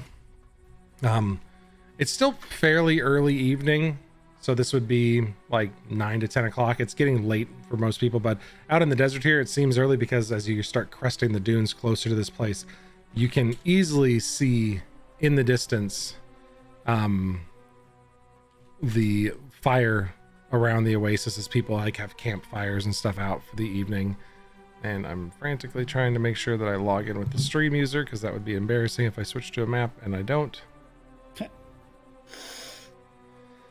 But in the distance, you guys can see the lights around this little oasis in the distance. So how are you guys approaching the city?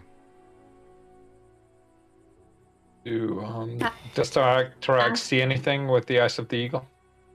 A few people moving in the distance. It's hard to make out between the flickering firelight in the distance. The details you can see, but you can definitely make out shapes of people as they're moving around. Anything unusual or just people? No, there's some people hanging out by the fires talking. You guys can actually, because it's in the dark of night in the desert, you can hear little bits of laughter kind of echoing over the dunes. As they go, you guys go sprinting or, trying to keep up with Gigi. Yeah. Gigi's moving pretty quickly up to the desert. This little oasis up to the desert, through the desert. You guys are in a desert. As we're approaching, I turn to the group. I do not see anything unusual. I think it's probably safe for us to go and see what we find. We should continue then. Guard's still up though, just because who knows what we're walking into. It's true. It could be a whole camp of doppelgangers for all we know. Oh God, please no. That's rude. Rude. Oh yeah, where's digging to give you the rude? So mean, but We gotta bring you guys on here. Oh, yay! As you approach this Sweet. oasis in the desert with a bunch of tents erected around it, some carts, and one of the things you notice as you're coming up are the multitudes of camels. There's about 30 or 40 camels parked here at various spots, and you see people in the distance, and Gigi immediately starts running to the group. He's like, this way, guys, come on, town's friendly. Okay. And runs you into, I forget I have the stream view live there, runs you into kind of this direction as you guys are making your way in. And there's a few folks hanging out near the campfires. That as Gigi's getting close, like, hey friends, I brought some travelers that want to buy camels, maybe? And the few people that are out look like they're a little bit deep into the wine for the evening. Like, it's Gigi. All right, what do you bet this time I can tell him we can make the charge stick, and then he'll pay us again? And there's some laughter that you all hear very clearly just because of the night as they're sitting around the campfire. And Gigi's like, no, I got it working this time, and just poof, shoots at one of the carts, and then you see Gigi goes swing into the camp. And everybody's appalled, and they all just kind of stop, and they're like, oh. Well, yeah, camel business, please. Friends, can't see you in the dark. Come on in to the light, please. Step on him. Okay. If we're in the dark, could Max bring like dancing lights up behind us? So like suddenly there's a spot right behind us as we walk forward that's just like crackling. Now presenting the Midnight Parliament! Start posing. Now we do the poses again. Oh god, no, we're bringing the poses back. Maybe Josh doesn't want to come back. I'm gonna warn him. Tell him maybe he just doesn't bring his new character in. Yeah, the dancing lights appear behind you, and these shadowed figures step through. Side note, I'm leaving this for you all because I can't play it on stream, otherwise we'll instantly get DCMA'd. But Doran put out a tweet and about his like song preference for the group, and then Josh and I saw it, and we found this one, and it's like absolute boss bitch vibes as you all now walk into camp with these lights flashing behind you, these shadowy figures. That's fair. As you all jump into camp. Nice. That's quite the entrance you all have there. Nice. Still can't quite see you. Come closer, please. As we're approaching, Tarak is keeping a lookout for the horses, if they perhaps instinctively came to the water. Make an investigation check.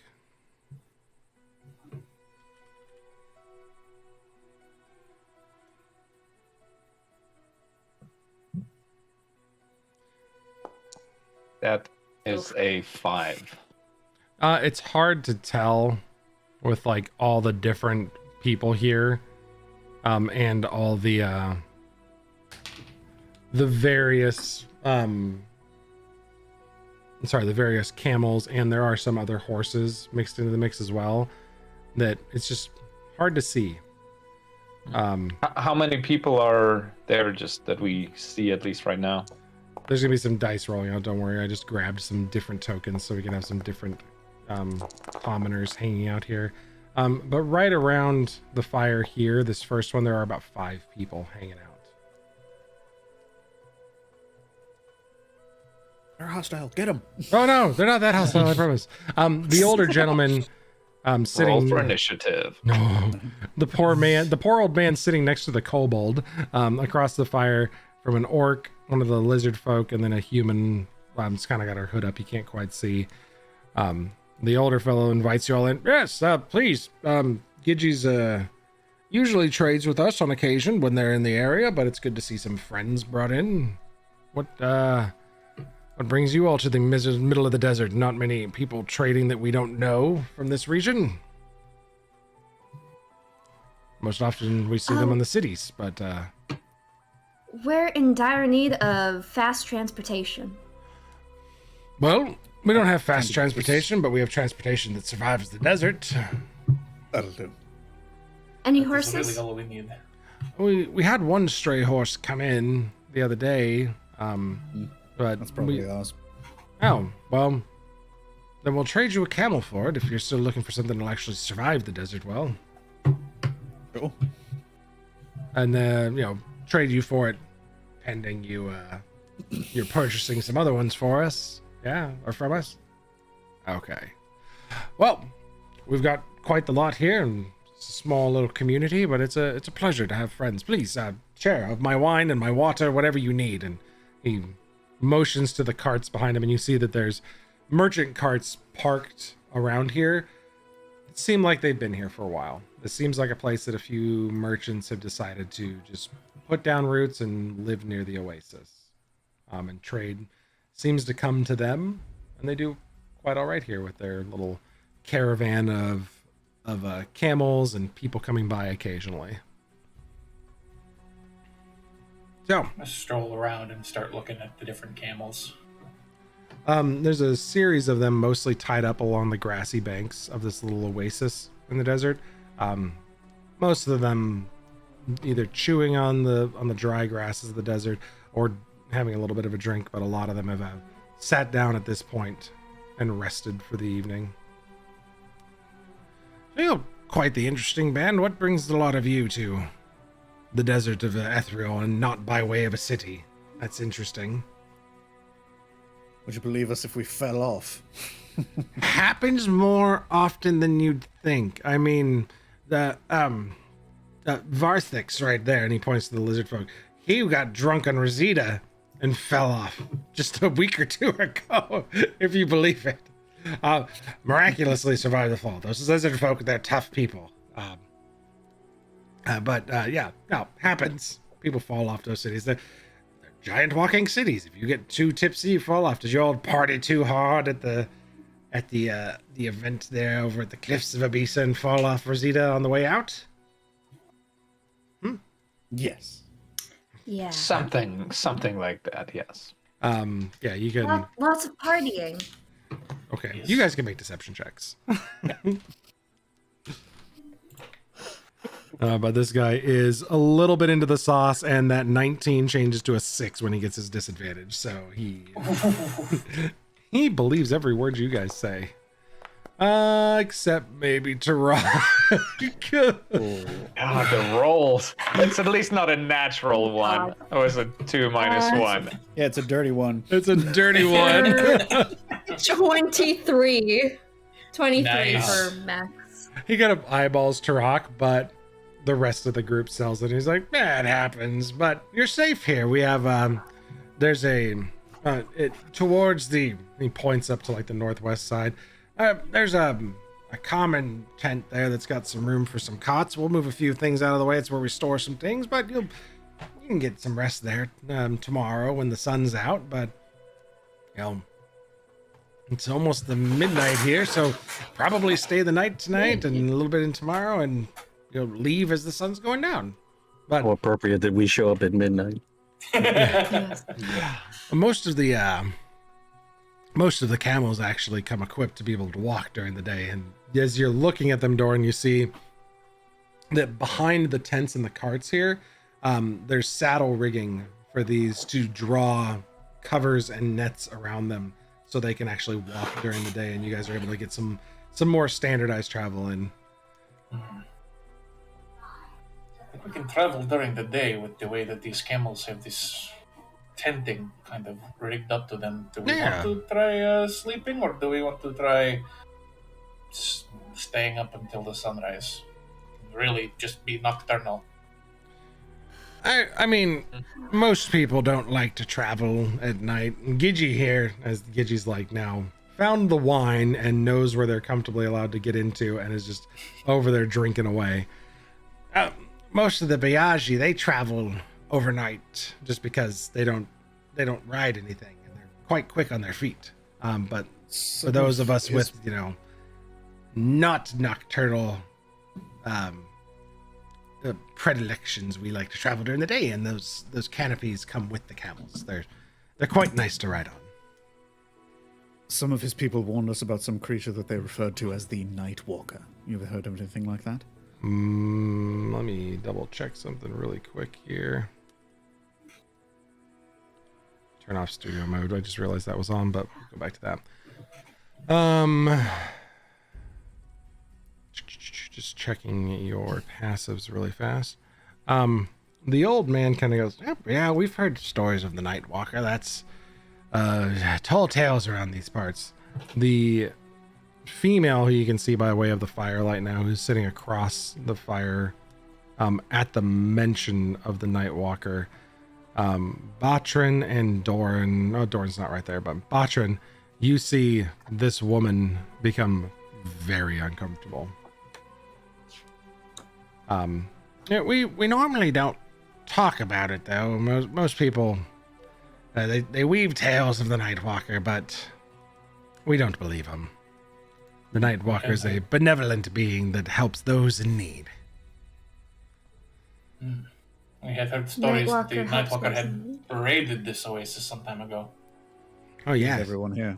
Yes, that's why we were able to settle it. There was a very terrible group that lived here for a time. Do you know what the Nightwalker is? Like, really? No. A few people here have seen it, but, like I said, we don't like to talk about it. Some people are a little traumatized from that incident, and we don't, we want to make sure that they stay safe and happy. And you see the lizard folk, like, hand a water skin full of presumably wine to the woman next to him, and she just starts, like, drinking deeply.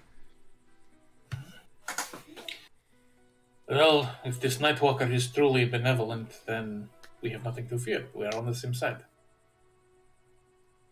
Well, Karak looks at the woman who seems nervous. You two think otherwise? Sorry, talking directly to her. Yep. She kind of like wipes her mouth a little bit. Yeah. The Nightwalker's a nice creature. Don't get me wrong. It's just I had lived through that raid that happened. Are you Miss Chana? Chana? Yeah, you know me. I'm sorry. Do I know you?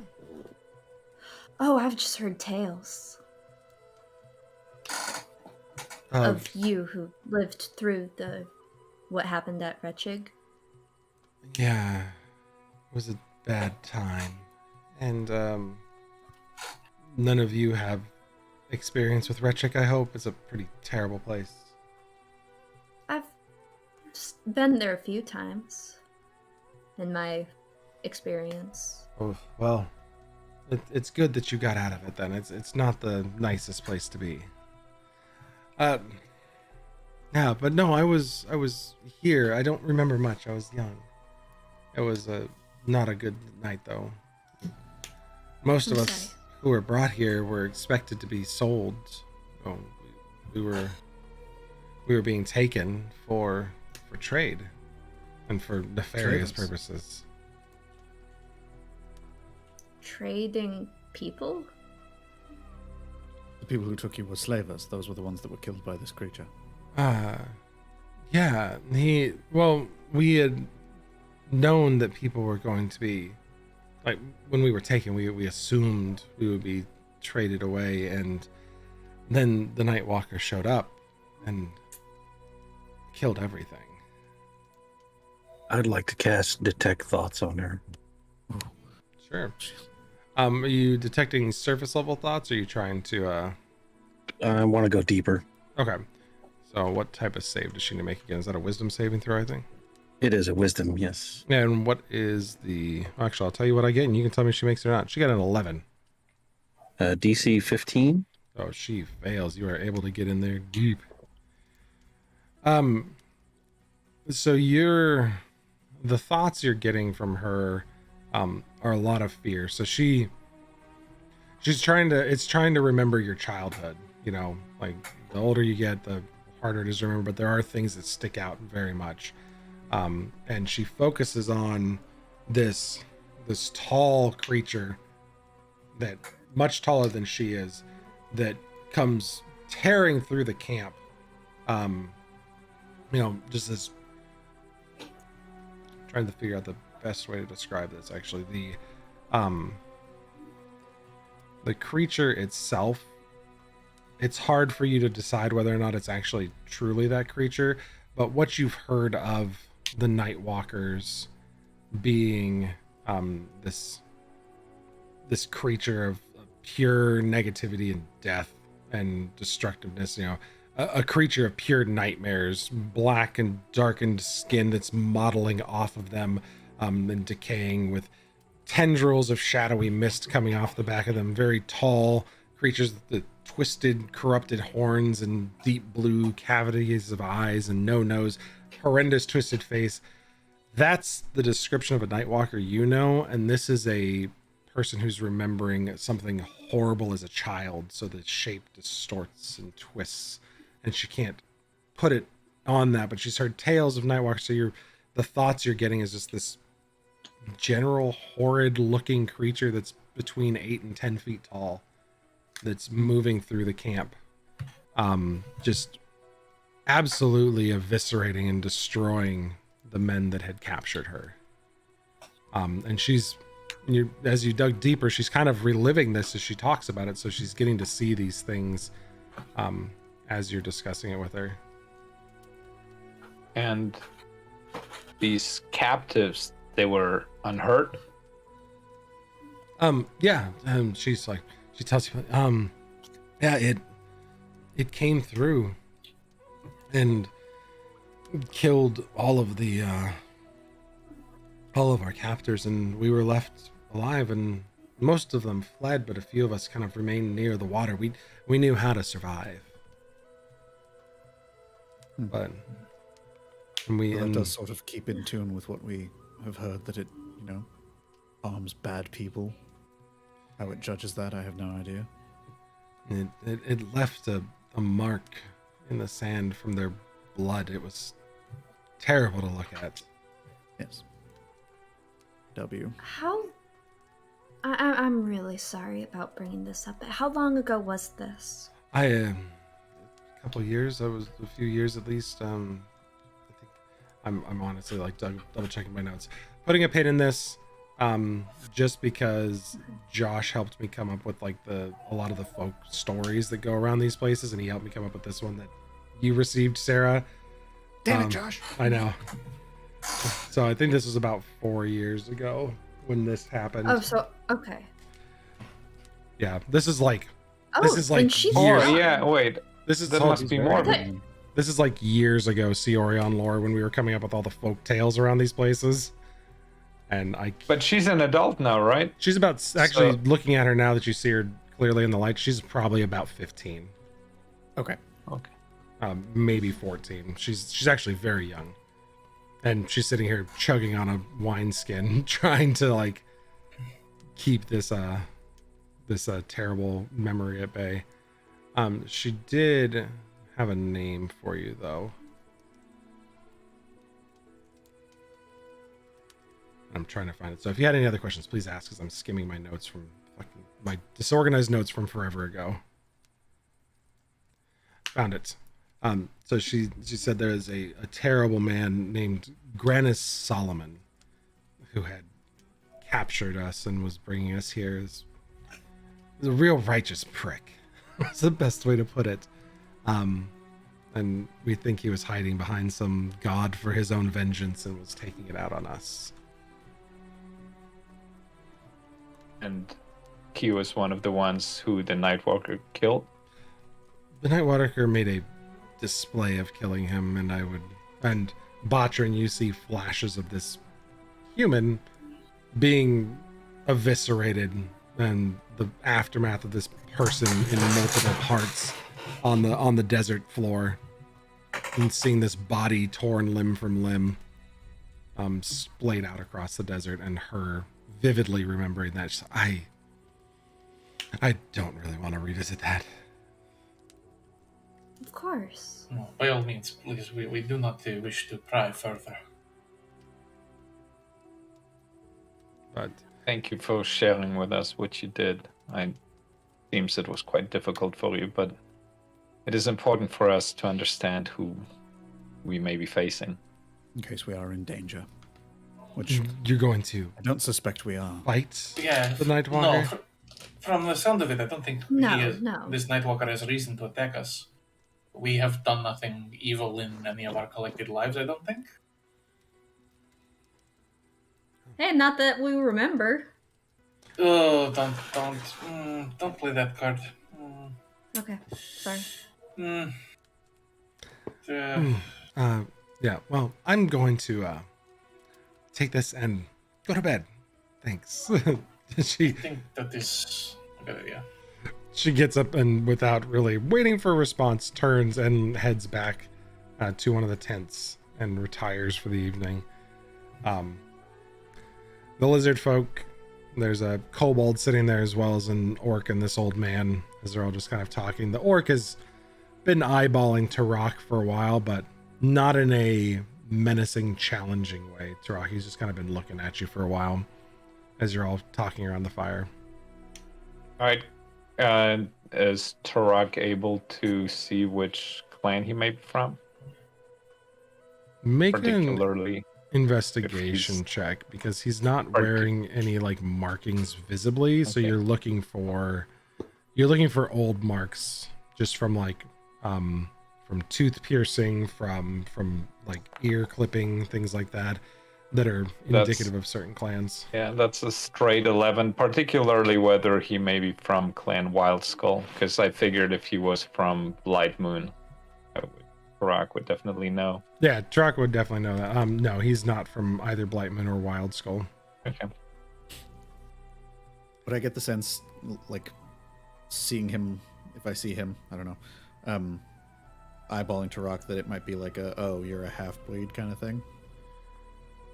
Yeah, really kind of just, he's really inquisitively looking at Turok, not as a threat, but he just can't stop staring at Turok and is like trying to put pieces together. Turok is not trying to act as casual as possible. He's not avoiding his gaze, when he catches his eyes, Turok just gives him kind of a curt nod, but doesn't say anything. Oh, hello to you too, half-breed. Why don't you take a seat, yeah? Perhaps later. Thank you. Oh, but you can have a drink. Come on, friend. We'll do business in the morning. Have a seat. I'll go get the good stuff. You just sit right here. He points on the bench and stands up. Turok kind of looks to the group. Look, if you're not going to drink, I will take your share happily, okay? Nah, very well. There are just certain times I would rather not revisit as well, but very well. And Turok just kind of resigns himself and sits down and waits for the orc to come back. Don't get too deep into it. Who knows what might come knocking in the night here. I think Trust possibly me, I getting will some not. amount of sleep was a good idea, and then we set out in the morning. Try Are to- we walking during the day? Well, the camels can do it, and we have that special cream. I think we should That's be true. okay. As you're all conversing, the orc shoves past the majority of you to sit back down next to Turok. He goes, oh, good. You got some sense in it. All right, let's have a drink, friend. And he hands over a skin to you that is clearly boar's hair skin that's from home. Like, this is boars are some of the only creatures that survive down in the arid wastes. And a lot of the leathers from down there are made from this boar's skin. Go on, have a drink. You were serious when you said the good stuff, huh? I don't lie. Why would you think I'd lie to you? And Turok takes a takes a big swig and Um, passes it off to him.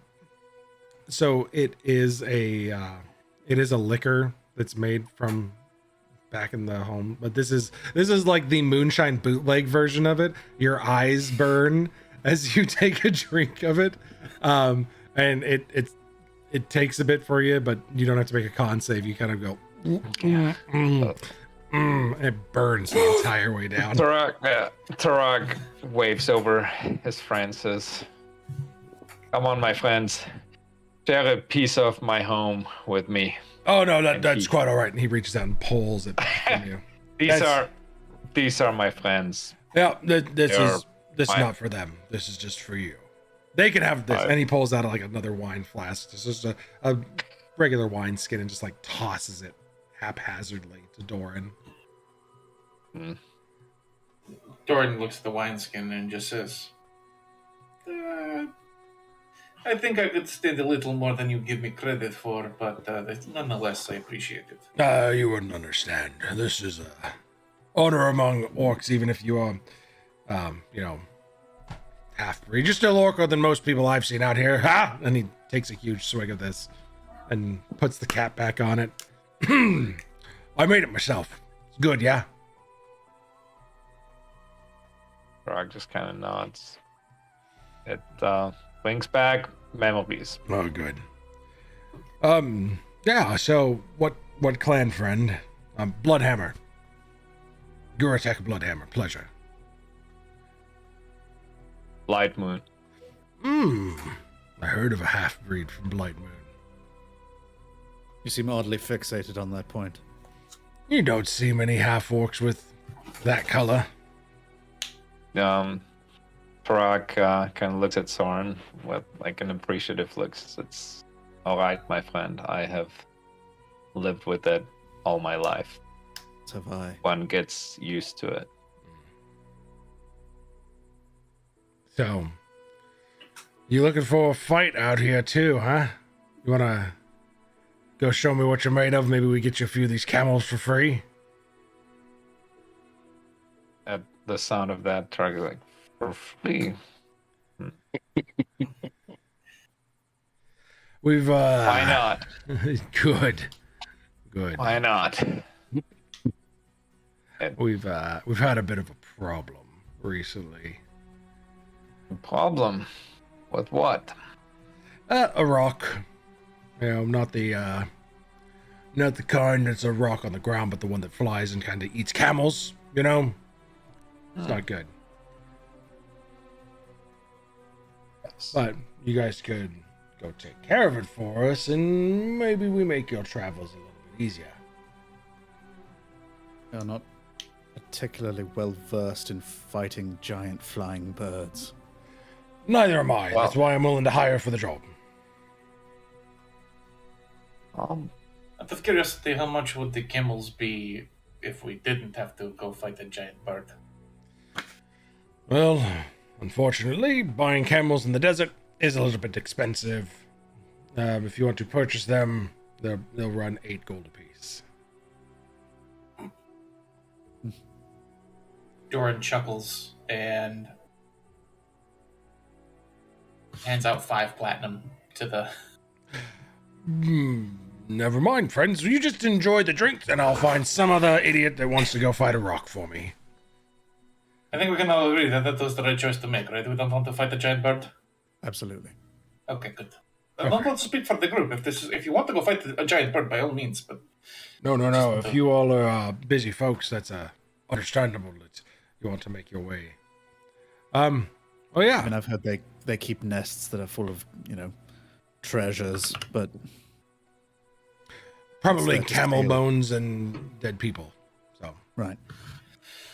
it just it resides to the south a ways, and it fights. And it takes camels as we sell them to people sometimes if they're going south. So don't go south, and you'll be fine. Wasn't planning on it. Good. Well, let me go get those beds set up for you. And he'll head off and kind of get you guys' space arranged for the evening. Gigi is now drunk and passed out under a cart, sleeping with the gun, just enamored and hammered. As a pillow. Yeah, just cuddling the Gidgegun. But the orc takes off into the distance, and you guys kind of have the evening to do what you wish with. If you wanted to look into some of the things that you have been collecting, or get a couple questions as you prepare to turn in for the night and take off the next morning. There is something that has been bothering me. Maximil. Max isn't there. Where are you? Max Or- took off. What? Max took off around the time that Tarak was speaking to the orc, and you're looking around and see her at the other side. She seems to be digging by the oasis, like in the sand. I swear, that girl disappears far too often for my liking. Luckily, she always keeps a glowing ball of lightning with her. Max, Yes. She looks up, like, during the headlights. What are you doing over there? I'm holding a funeral. I thought it was... Oh boy, I'll come over. And she just comes back, and you see her holding the jacket that she's been wearing for most of the time. I actually kind of stole this from Zephin when I set out. It was his, and I was wearing it this time, and we don't have a body for him or Diggin, but I just thought that I was gonna put him someplace that I would recognize. We'll get the Keep it body with from you. Diggin, don't worry about that. But it does seem a waste to bury it. You should keep it with you, to have that memory with you.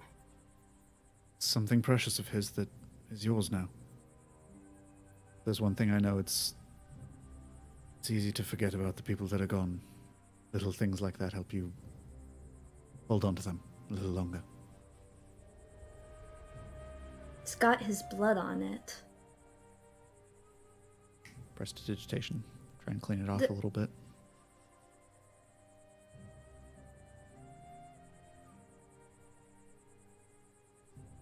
She holds it out. I don't know if I would have gotten all of it. I don't know how much there is. It was pretty soaked. It was a lot. There's a little, like, clear spot, but Sorry. it's... You're right. I should keep it. And she puts it in the giant bag. But I just... We've been doing so much in the past day. It happened yesterday. That happened... Maybe 24 hours ago? Maybe. Yeah. And we Spackle. just haven't... Spackle floats over to Maximil, holds her arms up. She wants you to pick her up. She means to hug you. Oh. I Thorak comes over and joins the group too. And somber. I mean, we lost Diggin a day, 2 days ago, and we haven't talked about it. I mean, I don't know what's gone on with the rest of y'all, but we haven't talked about that. Diggin's gone, you guys. So is Zephin, and so is so many other people, and we just don't... Stop. Do we not want to? No, we are going to get justice for all of them. That is my vow to you. Yes. Sometimes it's just better to push on, not think about what happened. It is not because we want to dishonor those, but because it is easier not to think about it. Trust me, we are doing what we are doing because we want to avenge them. We have to find a way to stop Galaxolin. We have to ensure that this plot of this Amana does not come to pass, but we cannot do it in our current state. Justice. will be there. We should take time. Time to remember. There will be time to grieve, but it is not now. Yeah.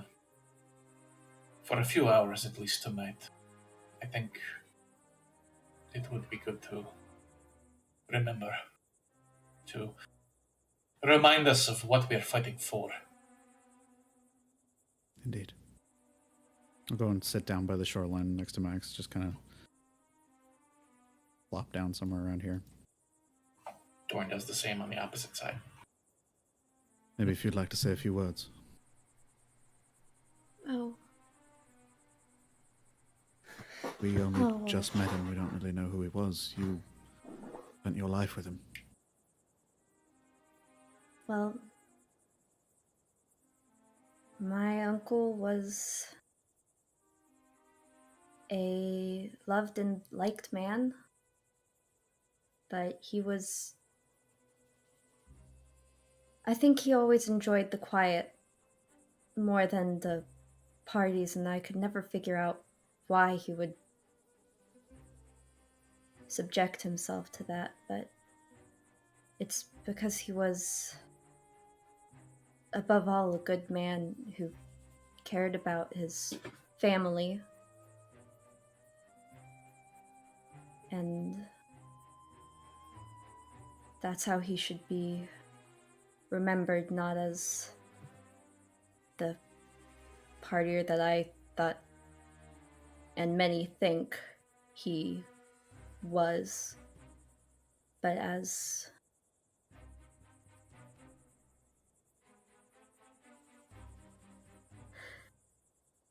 family. Someone who cares.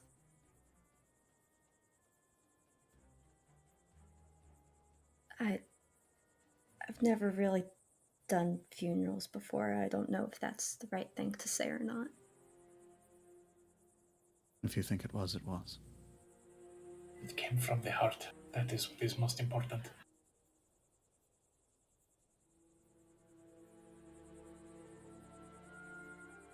Yeah. Lotrin casts silent image on the surface of the oasis in the shape of Diggin and Max's uncle. Does someone want to say something for Diggin? Ian was complicated. Very complicated. Inside and out.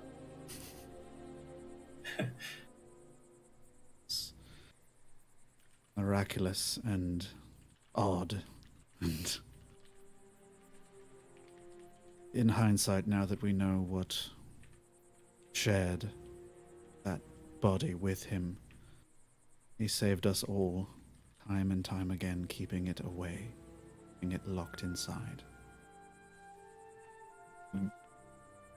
May not have been alive as some people think of life, but he was a true friend with a soul.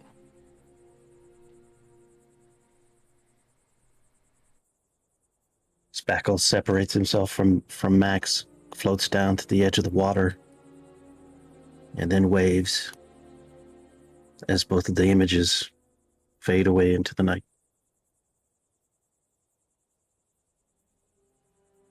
Thank you.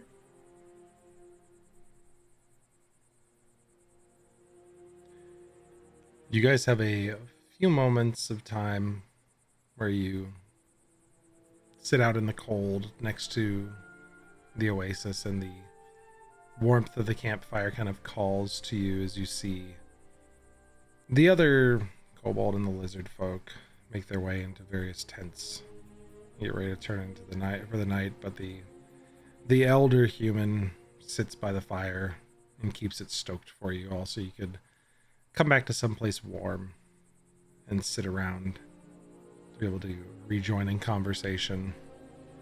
And we'll finish today's session with our Campfire Stories game.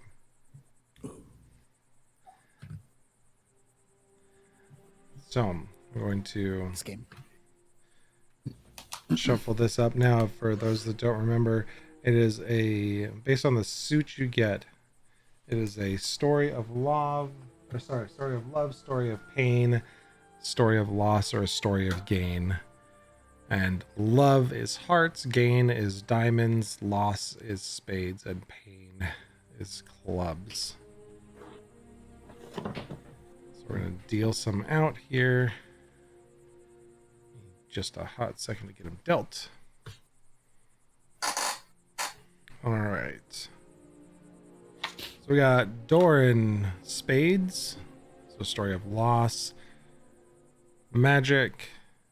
We got diamonds, a story of gain.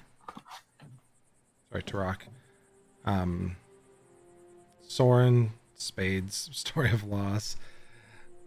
Maximil, spades, story of loss. Botrin, a story of gain for diamonds. And if you get selected, just kind of think for a moment. Remember, it's a story that you have that happened to you, like a folk tale you grew up with, as I roll a dice here. Or something that you've heard in the past, so you don't necessarily have to tell it about you, and you don't have to go into super storyteller mode and come up with it on the spot. You can just describe something your character says. But tonight, for a story of gain, we have Tarak on deck. So as you all sit around the campfire sharing a couple drinks and a few quiet moments, the silence eventually gets broken by Tarak. If you would share a story of gain with us, please. So, you can see that Brock kind of lowers his head, clearly thinking about what's been happening, and with Thorn meeting his wife again, and then the funeral that we held.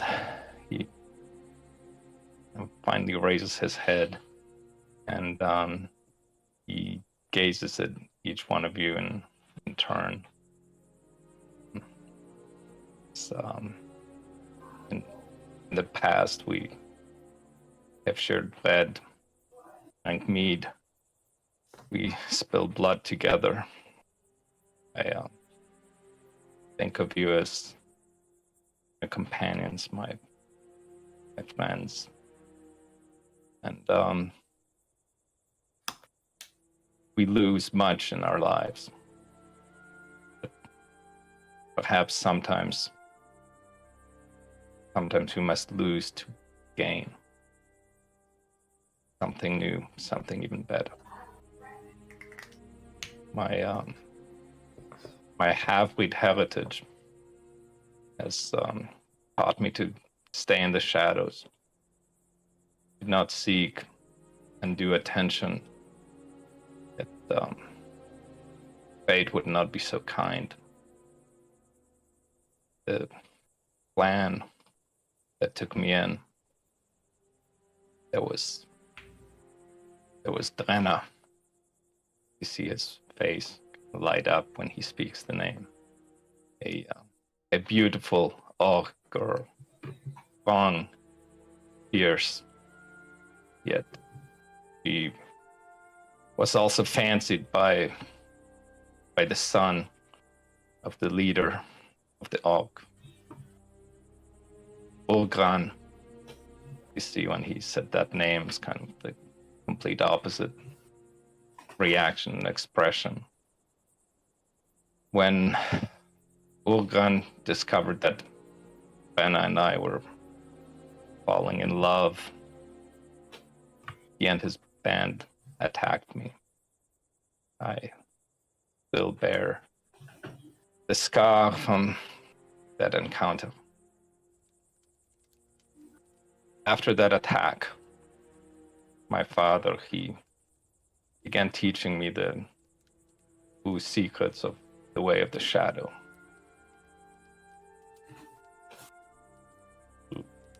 Much practice, relentless practice, I have grown, become strong and a fierce warrior, fearsome. I have gained respect in the clan. Finally, I thought perhaps I could find happiness.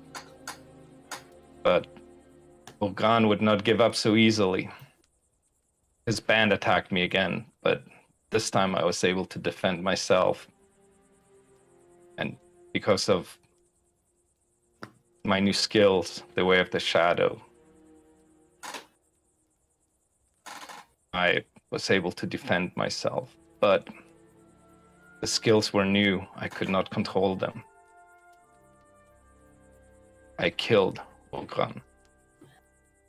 His father, Rendar, was furious and he was going to have me executed.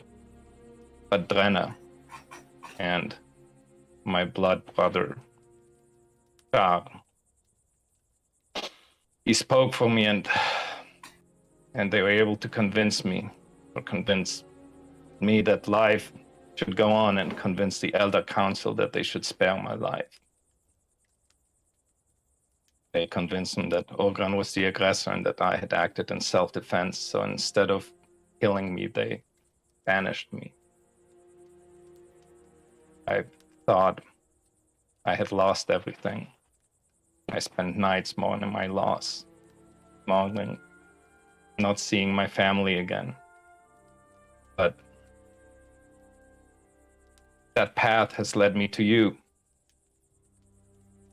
I may have lost my other family and Drenna and Char, but I have gained new friends. I have gained a new clan. He just kind of lowers his head and doesn't say anything for the rest of the night. The new family. The family.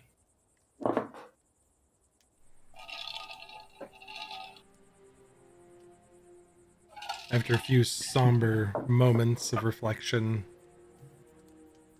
you guys make your way up to the common tent that they had prepared for you, where there's some cots available for you to bunk for the night. And Chana kind of meets you by the door as you're getting ready to go in. Good luck out there. It's a tough place, and I wish you the best. She hands over a rolled up map with some areas marked in the desert, advantageous for travel to make your guys' way across. Oh, gods love you. Oh, thank you so much, ma'am. Well, you bought some camels So for a useful. fair price, so thank you. This might be an odd question, but are you happy here? Much happier than I would have been dead, so yes. But I mean, are you happy here? I came from Rechik, I came from nothing, and I was stolen to be sacrificed or sold off, and now I have a home. So How would yes. you like to see the city of Gates? Come with us.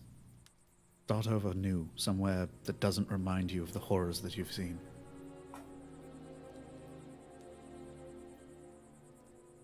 I'll think about it.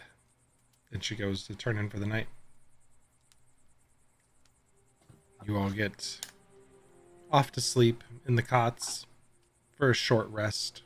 You know, seeing as though you had just slept most of the day away, you get a brief nap in. Nap. And about Power nap. 4 in the morning, probably like, 4 or 5 hours later, you're all stirred awake. And Chana kind of goes through and shakes all of you and goes, you want to take off early before the sun comes out. It's the best way to travel. Ideally. I burn. And sitting outside is 5 camels for the group of you. And Chana hoists herself up onto a 6th. Says, we ready to set out? And that's where we'll end the session. Hey! All All right. right. Yeah. New friend. New friend. Hey! We've adopted an NPC. I couldn't do it. I was like, oh god, this place reminds her of the trauma of murder and slavery every day. That's where she's been stuck, but she will take off in the early morning hours. So we will pick back up next week as you guys depart the Oasis with a guide and an overland travel through the very, very difficult Ethereal Desert as you guys try to catch the city of Rosita. Those of you on the stream, thanks for hanging out with us tonight. Good night, Mom. Hi, Mom. Bye, Mom. Hope you guys all Good night, enjoyed. Mom. Sorry, I know it's been a few RP sessions, but we had some pretty brutal stuff back to back, so we kind of want to. It's always nice to dial it back and get some RP and some lore drops in there. So we appreciate those of you guys that are hanging out with us for the less action-packed streams, but we hope you enjoy all the action of learning about these wonderful characters alongside us. Turok, thank you for the phenomenal story. That was fantastic, learning a lot more about Turok and where he comes from. So thank you very much for that. And David, it's great to have you back. Yeah. Welcome back, Yay. David. Woo. All right. Thanks for joining us, everybody. We'll see you next time. Thank you. Bye.